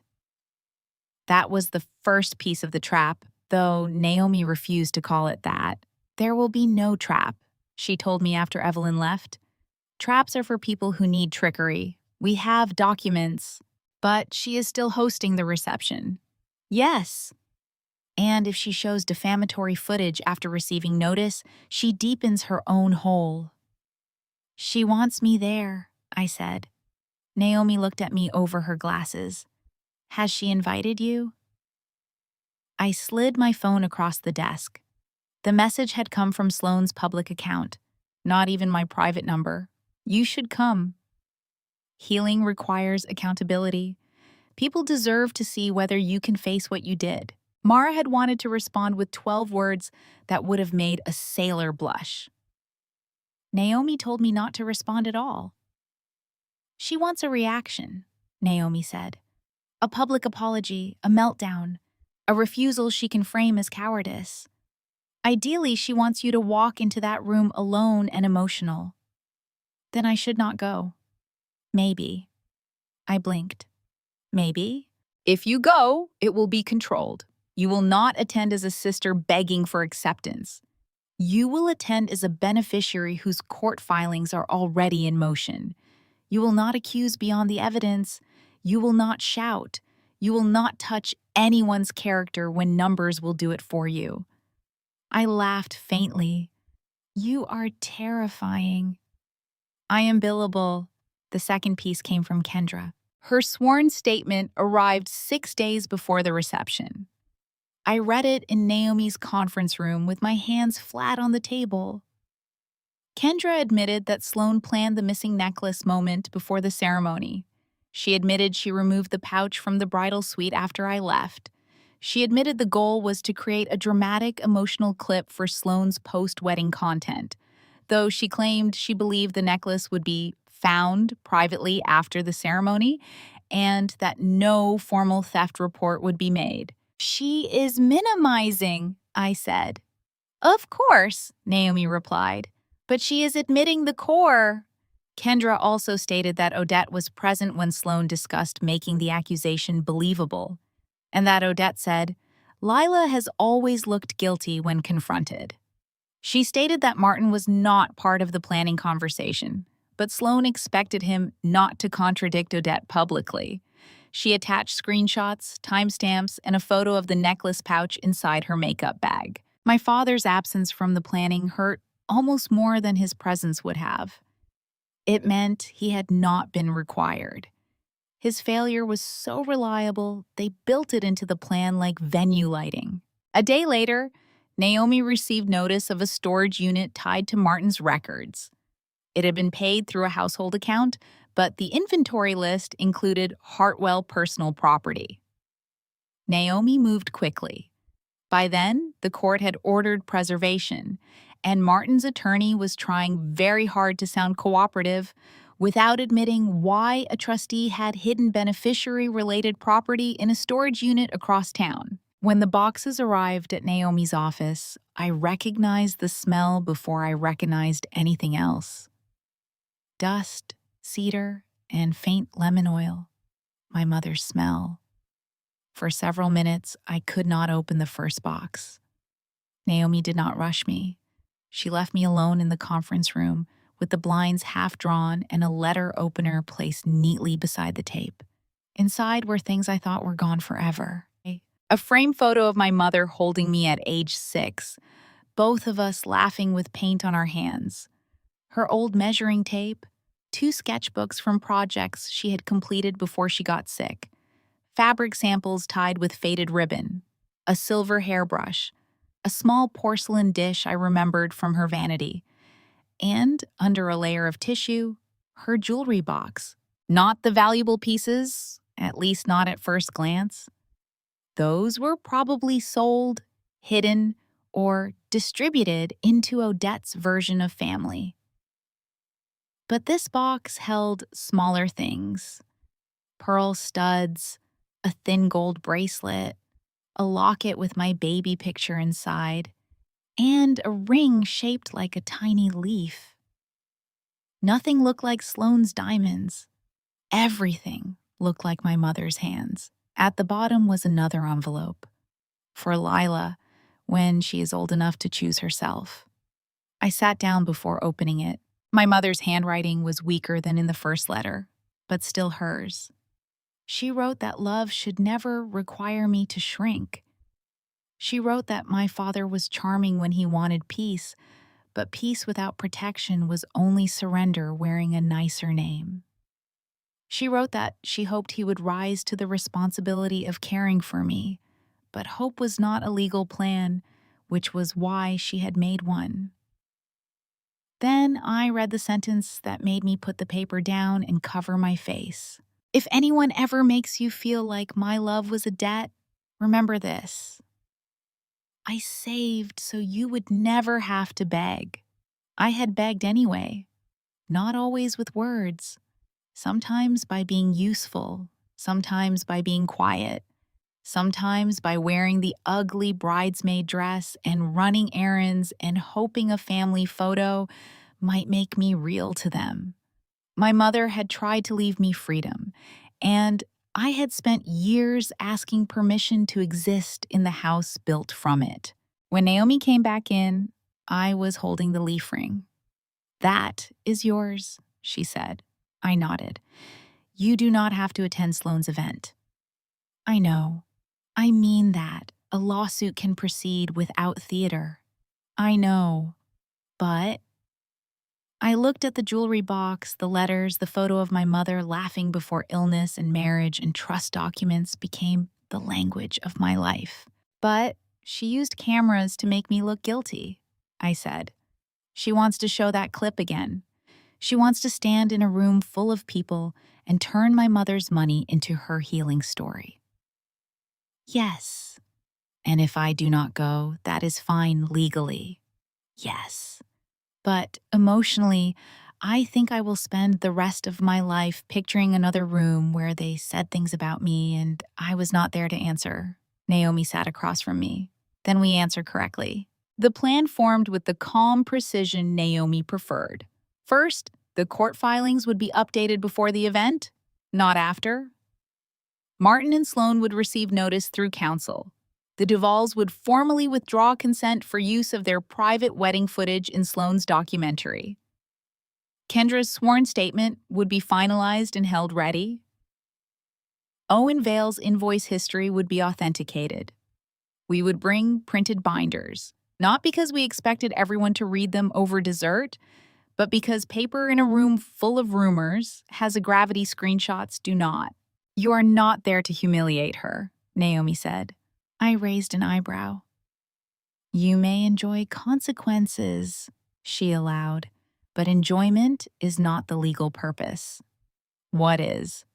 "To stop ongoing defamation, preserve your rights, and put relevant parties on notice of claims supported by documentation." That sounds less satisfying.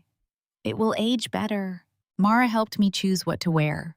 I refused green.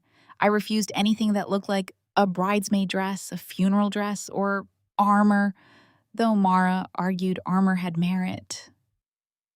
In the end, I chose a simple black suit, a cream blouse, and my mother's leaf ring. Not flashy, not apologetic. Something a woman might wear to court, or to reclaim her own name. The night before the reception, Pierce messaged me. "My mother says Sloane cannot show the wedding video. Sloane is furious. Are you coming tomorrow? I looked at the message for a long time before replying. Yes. A bubble appeared, vanished, appeared again. I am sorry I did not stop them that day. There were so many things I could have said. Sorry does not restore a reputation. Sorry does not erase comments from strangers or make security walk backward. Sorry does not explain how a man can stand beside his bride while a woman is humiliated for a lie. But Pierce was not my father. He was not the architect. He was another person beginning to understand the house was on fire. I wrote, "Tomorrow is not about your apology." He replied, "I know." At midnight, I sat on my living room floor with my mother's jewelry box open beside me. The apartment was quiet. My documents were in a leather tote. Naomi had texted a final reminder. No improvising. Breathe before speaking. Let them react first. I held my mother's letter and tried to imagine her at my age. Beatrice Hartwell, building rooms for people, choosing fabrics, saving money, writing protections into legal documents because she knew love needed structure when people could not be trusted to honor it on feeling alone. I wondered if she would be proud of me or heartbroken that her precautions had become necessary. Maybe both. I put on the leaf ring before I went to bed. The next evening, outside the Mercer house, cameras flashed against the marble steps. Through the windows, I could see candles, white flowers, and Sloane's silhouette moving through guests like a bride who refused to stop being a bride. She had invited cameras because she thought tears made her powerful. I stepped out of the car with Naomi beside me and my mother's ring on my hand. Sloane had brought a documentary. I brought accounting. Numbers do not care how pretty you cry. The Mercer house had the kind of lighting that made lies look expensive. Candles burned along the marble staircase, their flames trembling in gold glass holders. White roses climbed the banister in a design so close to Sloane's wedding flowers that I wondered whether she had chosen them as symbolism or simply because she had no imagination beyond what had already been paid for. A string quartet played near the fireplace.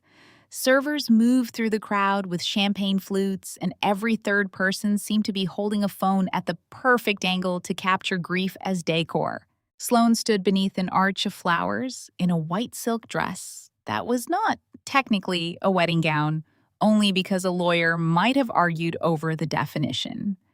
It skimmed her body, caught the candlelight, and announced to every camera that the bride had returned for her second act. Pierce stood several feet away from her, jaw tight, hands in his pockets.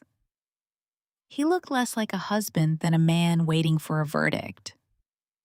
Odette saw me first. Her face did something satisfying. Only for a second, but I saw it. The small panic of a woman who had expected a wounded girl and found a witness instead. Then she recovered, lifted her chin, and looked past me to Naomi. "Unbelievable," she said. "You brought your lawyer to a family healing event?" Naomi's expression did not change.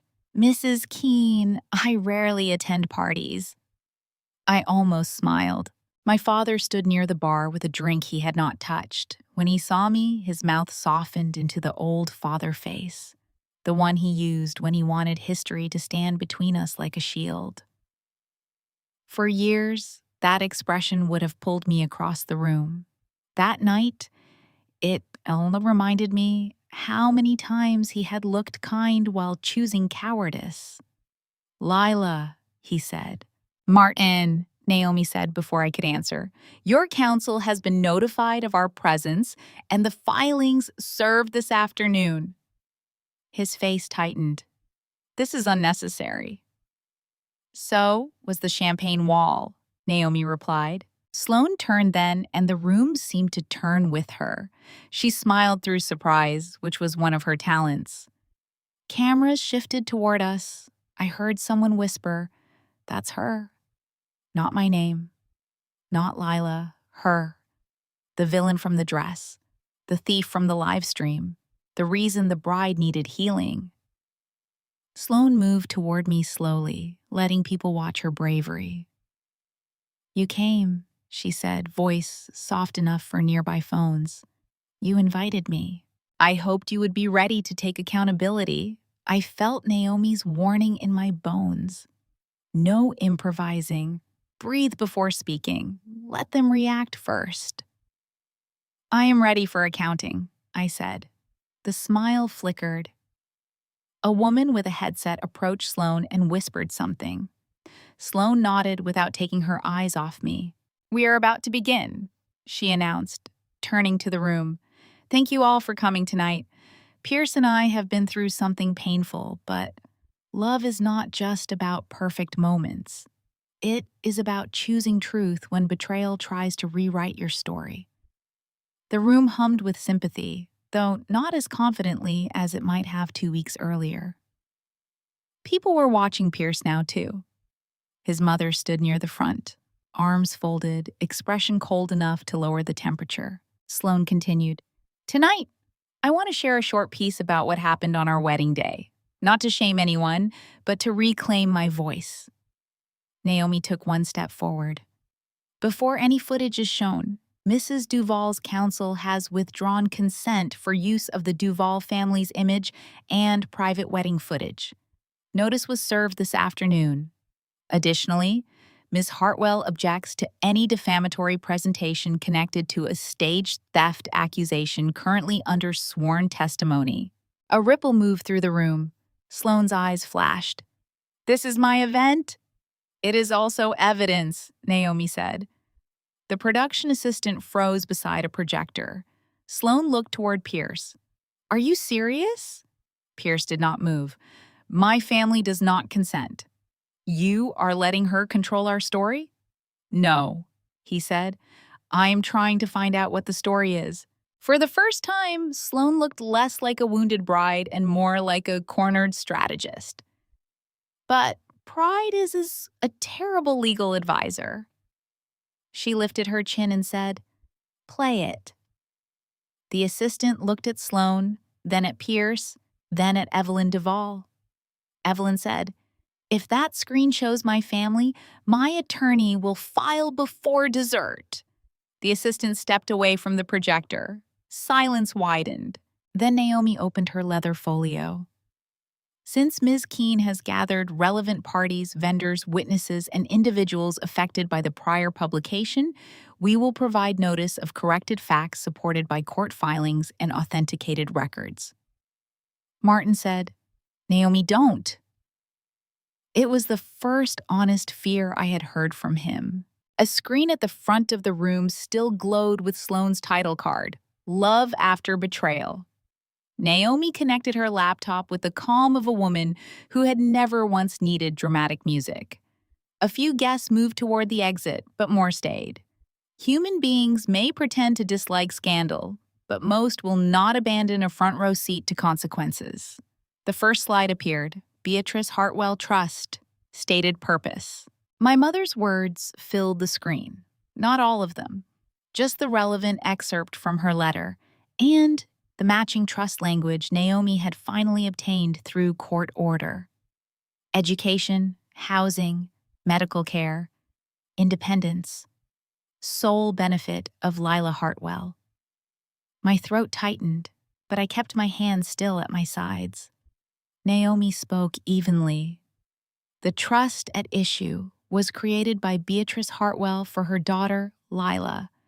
It was not a general family account. Odette scoffed. "That is a sentimental interpretation." Naomi clicked to the next slide. "Briar Glen Vineyard, paid from Hartwell Family Trust, $142,000. A murmur passed through the room. Someone whispered, "The venue?" Naomi clicked again. "Custom bridal gown and alterations, $86,000. Paid through trustee reimbursement tied to Hartwell assets." Sloane's face flushed. "That is private financial information." "It was private," I said, my voice steadier than I felt. "Until you made me a public thief." The room went very still. Naomi continued. Floral design, $41,000. Social media production, $63,000. Bridal wellness retreat, $28,000. Bridesmaid gifts, $19,000.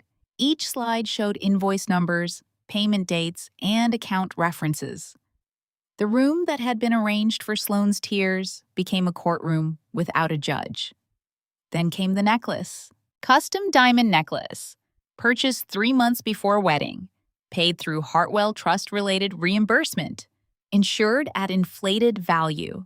Preliminary loss notice filed after staged disappearance.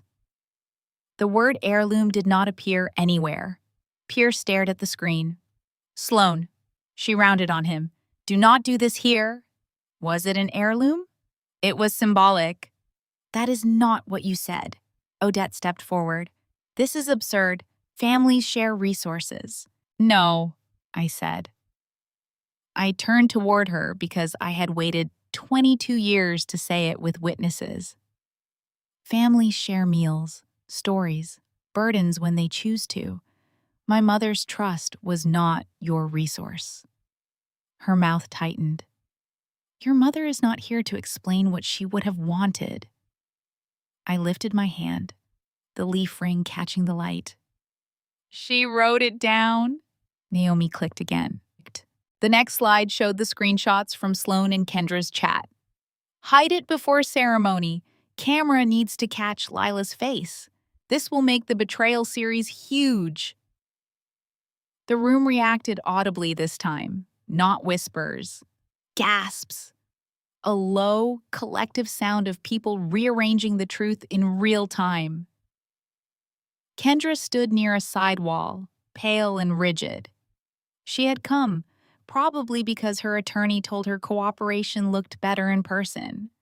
Sloane looked at her with pure hatred. You sent those? Kendra's voice shook. You told me to hide it.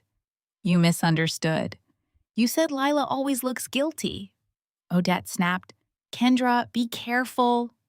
Kendra laughed once, almost hysterically. No, I am finally being careful. Naomi clicked to the sworn statement summary.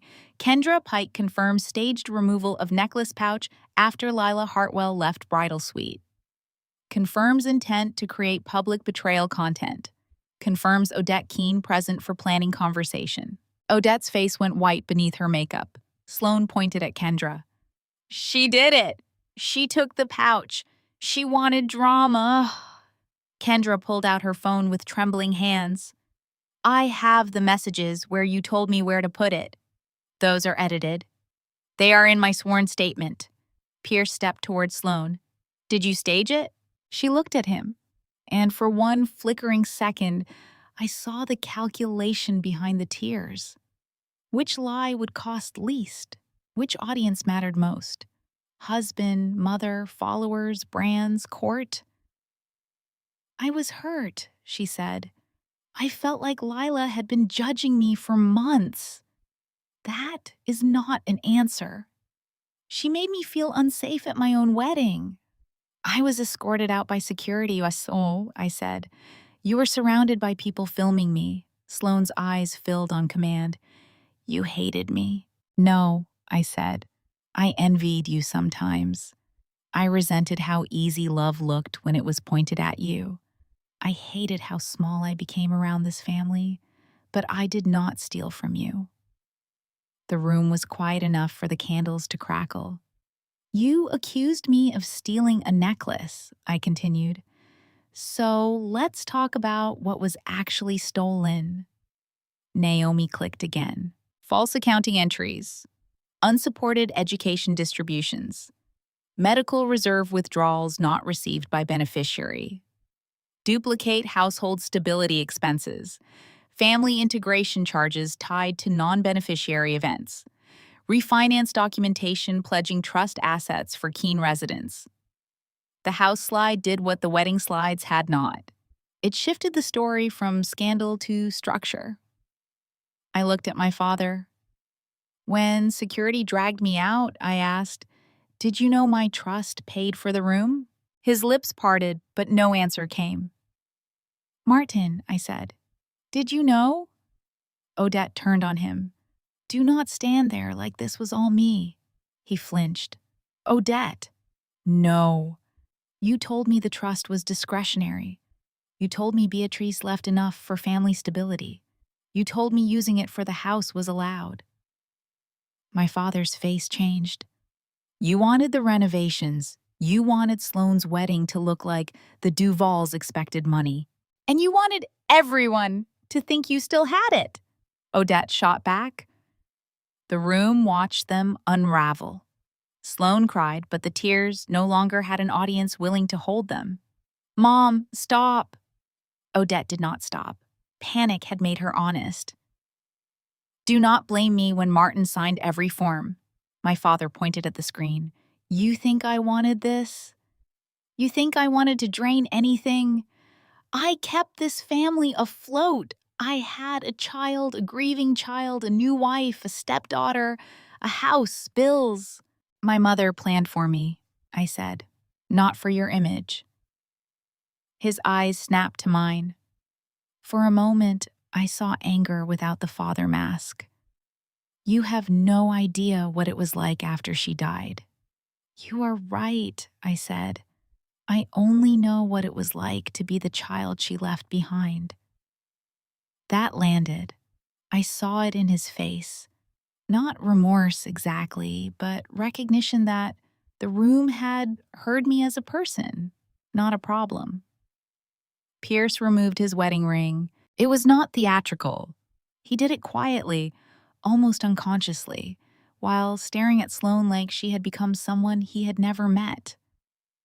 Pierce, Sloane whispered. He shook his head. You made me marry a fraud. You loved me. I loved who you performed. Evelyn Duval placed one hand on her son's shoulder, and for once, Sloane had no camera angle that could save her. Naomi closed the presentation before it became chaos. Copies of relevant filings have been served. Additional claims remain pending. Anyone with documents, recordings, or communications related to the trust payments, staged necklace accusation, insurance claim, or public videos should preserve them immediately. Destruction may have legal consequences. That sentence emptied the room faster than any scream could have. Influencers lowered phones. Vendors avoided Sloane's eyes. Brand representatives whispered to assistants. The Mercer house manager appeared near the entrance, looking like a man calculating how far liability could travel through marble. Sloane looked around, realizing too late that attention had changed sides. You ruined my wedding, she said to me. I thought of the parking lot, the gravel under my heels, the live stream comments, my father's silence, my mother's letters, the years of being told I cost too much while they spent what she saved.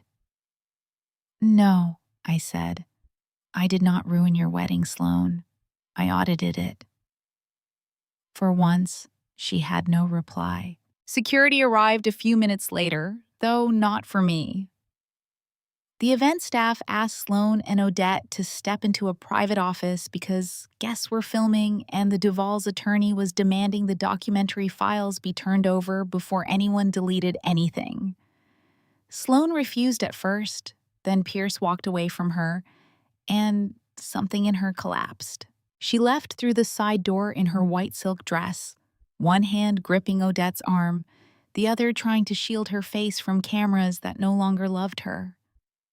It was the same side exit Briar Glen's security had used on me. I watched her go without satisfaction at first. Then, slowly, satisfaction arrived anyway. Before we stepped away, I looked back through the glass one last time. The screen still showed the final slide, frozen on the word preserve. It felt almost merciful compared with what Sloane had planned to show. No slow-motion clip of my humiliation. No edited villain music. No bride whispering over footage of me being escorted out. Just documents, dates, signatures, and the plain architecture of what had happened. For years, my family had survived by making truth feel rude. That night, Truth stood in the room longer than any of them could. Naomi touched my elbow. Time to leave. Already? Especially now.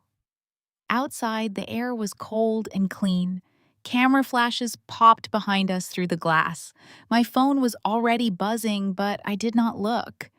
For a moment, I stood on the sidewalk beneath the dark sky and breathed without feeling like I needed permission. At the wedding, I had been escorted out as a thief. That night, the bride left through the same kind of door. The difference was, I left innocent. The internet found out before the court finished breathing. By the next morning, clips from the Mercer house were everywhere. Not Sloane's documentary, not the version she had rehearsed with soft music and wounded pauses, but shaky phone videos of invoice slides, Kendra's pale confession, Pierce taking off his ring, and Odette turning on my father in front of a room full of people who had come prepared to pity a bride. The hashtag Sloane created for healing became a joke by breakfast. People started posting screenshots with captions like, "When the accounting wears a bridesmaid dress." I did not post anything. Naomi told me to stay silent, and for once, silence did not feel like swallowing glass. It felt strategic. It felt clean. The documents were doing what my explanations never could. Within 48 hours, 3 of Sloane's brand partners suspended campaigns. By the end of the week, 5 had terminated contracts completely. A skincare company issued a statement about integrity. A bridal boutique removed her wedding photos from its featured gallery.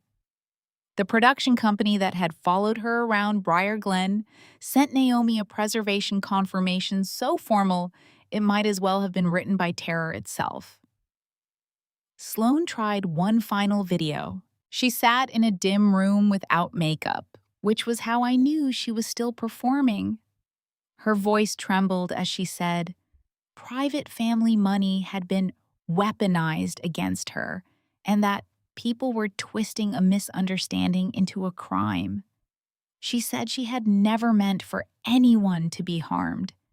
She said the necklace situation had been emotionally mishandled.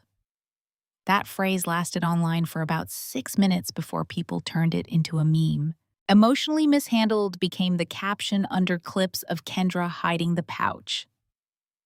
Emotionally mishandled appeared under the invoice for the honeymoon villa. Emotionally mishandled was stitched over the moment Odette said Martin signed every form. Sloane deleted the video by lunch. The court did not care about memes. That was the blessing of it. Public opinion had been the weapon used against me, but restitution would not come from comments.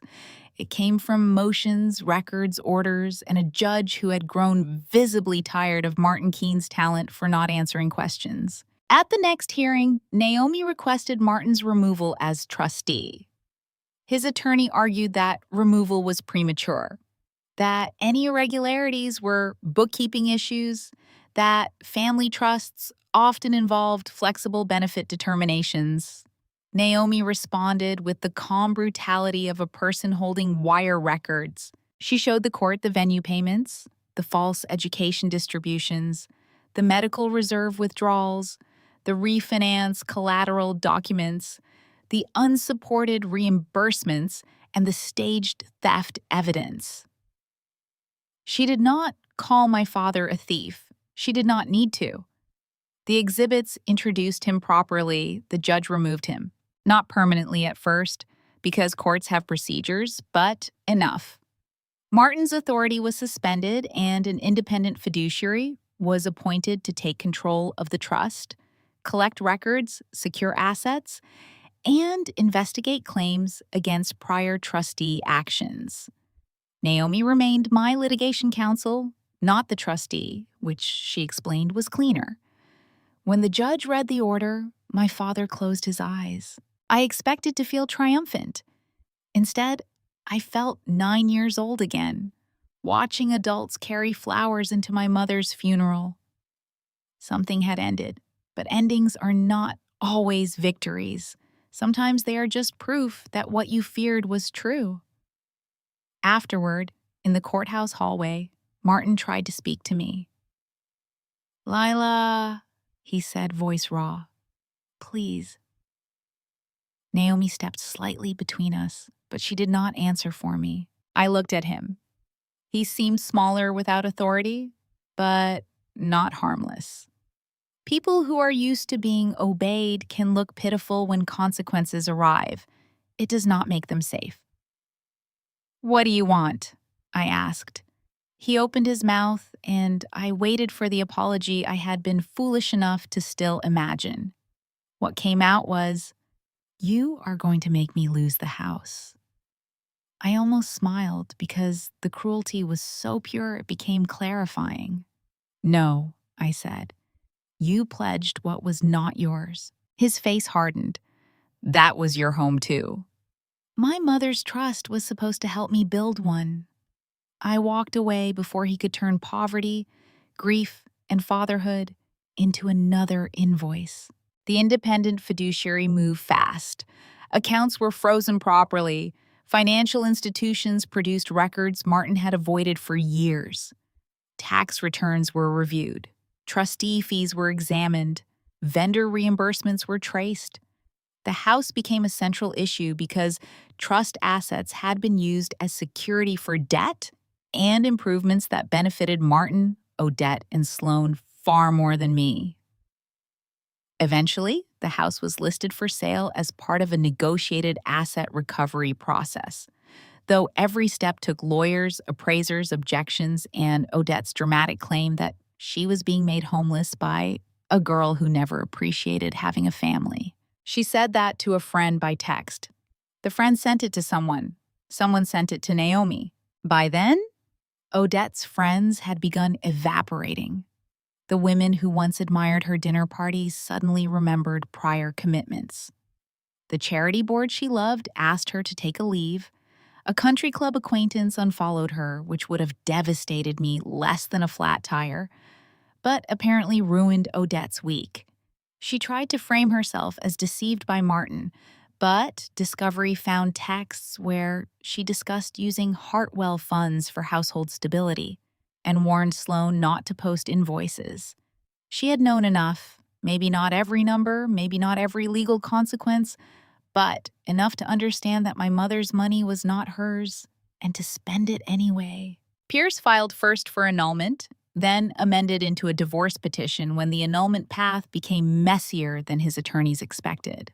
Fraud, reputational harm, financial misrepresentation, and emotional cruelty all appeared in the filings. The Duvalls released one public statement, cold enough to frost glass. They said their family had been misled, that they were cooperating with legal inquiries, and that they wished to avoid further public discussion out of respect for ongoing proceedings. Respect, in rich families, often means silence with better tailoring. Pierce also wrote me a letter, a real one, mailed through Naomi because he had finally learned not to send emotional messages into legal fire. He apologized for not stopping the accusation. He said he had replayed the moment. Security walked me out more times than he wanted to admit. He did not ask for forgiveness. That made the apology easier to accept, though not easy enough to answer. I kept the letter in a drawer and let silence be my response. Kendra cooperated fully after her attorney secured assurances that she would not be treated as the only architect. She gave statements, exported messages, identified deleted chats, and confirmed that Sloan had discussed the necklace content before the wedding. The insurance company opened a fraud inquiry. Because the claim had not paid out, the consequences were different than they might have been, but not imaginary. Investigators still cared when people staged theft, inflated values, and named an innocent person as a suspected thief. Sloan's brand collapsed in stages. First sponsors left, then followers turned, then other influencers, the same ones who had commented heart emojis under her betrayal videos, began posting vague thoughts about accountability. Her wedding series disappeared from her platforms, but copies lived everywhere. She tried changing usernames, people followed. She tried posting lifestyle content without addressing the case. Every comment section became an audit. At one point, she posted a photo of a latte. The top comment was, "Did Lila's mom pay for that too?" I should not have laughed. I did. Restitution itself was slower and less cinematic than revenge. Nobody rolled a suitcase of money into Naomi's office. Instead, the trust recovered funds in pieces, frozen account balances, proceeds tied to asset sales, clawback claims, negotiated repayments, insurance-related reserves, and potential judgments still pending. Some money was gone forever, spent on flowers, travel, video teams, and a version of wealth that evaporated the moment someone asked for receipts. The independent fiduciary prepared the first honest accounting I had ever received. When Naomi handed it to me, I expected the numbers to be the point. They were not. The point was seeing every year laid out plainly without my father's sighs or our debt's guilt or vague lectures about how expensive I was. There were deposits my mother had planned, investments that had grown, withdrawals that should never have happened, opportunities stolen not in one grand villainous act, but in hundreds of decisions made by people who believed I would never push back hard enough to matter. I took the accounting home and placed it beside my mother's jewelry box. Then I cried for a different reason. The world kept telling me I had won. Naomi said we were in a strong position. Mara brought cupcakes with tiny fondant gavels on top. My boss congratulated me carefully because lawyers know better than to call litigation happiness. Online strangers turned me into a symbol of receipts and quiet revenge. People messaged me stories about guardians, parents, uncles, trustees, and money that vanished behind the word family. I appreciated all of it. But victory did not give back my childhood. It did not put my mother's couch back in the living room. It did not return the birthdays where I asked for less because wanting felt selfish. It did not erase the years I believed my education, health, and safety were burdens my father resented carrying.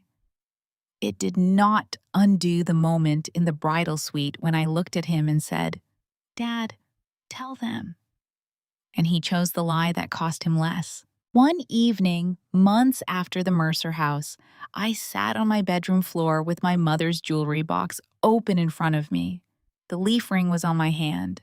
The locket lay in my palm, my baby picture tiny and faded inside. I tried to imagine what my life might have been if my father had honored the trust. Better schools, maybe. Less debt. Safer apartments. Therapy sooner. A home that did not feel temporary. A heart that did not apologize for needing care. Then I tried to imagine a father who would have protected me without a court order. That hurt more because I got the money back, or at least enough of it to rebuild. But what I really wanted was the version of my father who would have protected me from needing a lawyer. The first honest accounting did not make me rich overnight. That is another thing revenge stories get wrong. They jump from exposure to victory as if a judge waves a pen and every stolen dollar marches home with interest. Real recovery came in pieces through filings, negotiations, asset sales, tax corrections, and statements so dense I sometimes had to read them 3 times before my anger found the right name for what I was seeing. But the trust was finally mine in the way my mother intended. Not mine to waste, not mine to flaunt, but mine to use for a life that did not require permission from people who had mistaken my silence for consent. The independent trustee set up new protections. Naomi stayed involved until every transfer was documented, every active claim assigned, and every future distribution clear. For the first time since I was 9, nobody could tell me the trust was almost gone, just because they wanted me to stop asking. The numbers were not as whole as they should have been. They never would be. 22 years leaves teeth marks. Still, there was enough to breathe, enough to pay down debt, enough to move into an apartment with secure parking and windows that caught morning light. Enough to schedule the dental work I had postponed, start therapy without calculating grocery money, and apply to law school without hearing my father's voice ask whether I understood how expensive I was. The day I mailed my law school deposit, I wore my mother's leaf ring. I wish I could say healing felt graceful. Mostly, it felt awkward. I cried in a furniture store because I bought a blue couch. Not my mother's couch, not even the same style, but blue enough to make something in my chest unlock. I spent 20 minutes choosing towels because no one was standing behind me, saying the cheaper ones were fine. I bought fresh flowers once a week for a month, then stopped because it turned out I still hated expensive flowers. Some symbols do not survive contact with invoices. My father tried to reach me twice after the house sold. The first time, he sent a letter through his attorney full of phrases like mistakes were made and grief clouded judgment. Naomi read it first, then asked if I wanted it. I said yes, because part of me needed to see whether he had finally learned how to say what he did. He had not. He wrote that he hoped time would soften me. He wrote that families survive painful financial misunderstandings. He wrote that my mother would not have wanted us divided. I put the letter in a file labeled Martin because Dad no longer felt accurate. The second time, he called from an unknown number. I answered before thinking. For 3 seconds, neither of us spoke. Then he said, "Lila, I am still your father." I looked around my new apartment. The blue couch, the locked file cabinet, my mother's jewelry box on the shelf, the law school acceptance packet on the table. "No," I said quietly. "You were my trustee too." Then I hung up. That was not forgiveness. It was not revenge either. It was a boundary. And boundaries felt strange at first, like new shoes that had not learned my feet. But I kept wearing them. Odette moved into a condo across town and told anyone still listening that she had been deceived by a man under pressure. Unfortunately for her, Discovery had preserved her own words better than her reputation. Sloane disappeared online for a while. When she returned, her content had changed. No more bridal healing, no more luxury legacy posts, mostly neutral coffee photos, book quotes she probably did not read, and comments turned off. Pierce finalized the divorce quietly. Kendra moved to another city. I did not follow any of them. Curiosity is natural, but I had spent enough years renting space in their story. Law school was harder than I expected and easier than my childhood. Harder because the work was relentless. Easier because nobody in a classroom could scare me more than a family member with access to your inheritance and a talent for sounding wounded. I studied trusts, estates, fiduciary litigation, remedies, professional responsibility. Sometimes a professor described a breach of duty and my notes became too sharp, my handwriting digging into the page.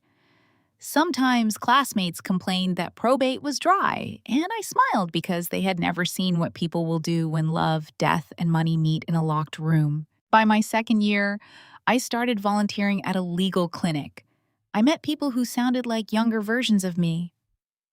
A 19-year-old whose guardian would not explain a settlement fund. A college student told her grandfather's education trust had been absorbed by family needs. A young man whose aunt called him greedy for asking where disability payments had gone. They all apologized before asking questions. I knew that apology. I knew its shape. After I passed the bar, Naomi and I founded the Hartwell Beneficiary Defense Project.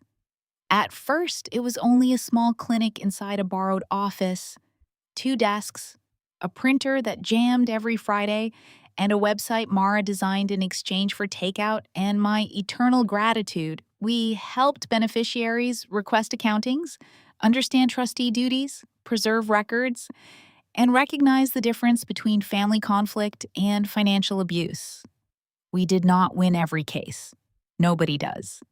But we gave people language before shame could swallow them whole. I kept the original false theft video. People think that is strange.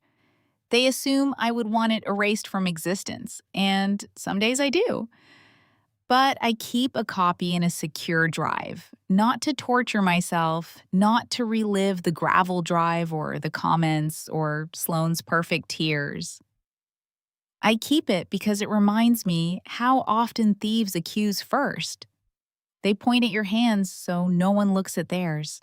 They call you greedy so you feel too ashamed to ask for records. They say family money, as if your dead mother's love became community property the moment she was not alive to object. Every year on my mother's birthday, I take out her letters. I read them slowly, then I put on the leaf ring and do one thing that would have made younger me feel safe. Some years it is practical, like reviewing my finances or making a doctor's appointment. Some years it is soft, like baking lemon cake or buying a ridiculous candle. Last year, I framed a photo of her and placed it in my office, right where clients can see it when they sit down, shaking with their own folders of proof. I tell them what Naomi once told me: facts first, feelings second. Not because feelings do not matter, but because facts can build a bridge strong enough to carry feelings across. When people ask what happened to the necklace, I tell them the truth.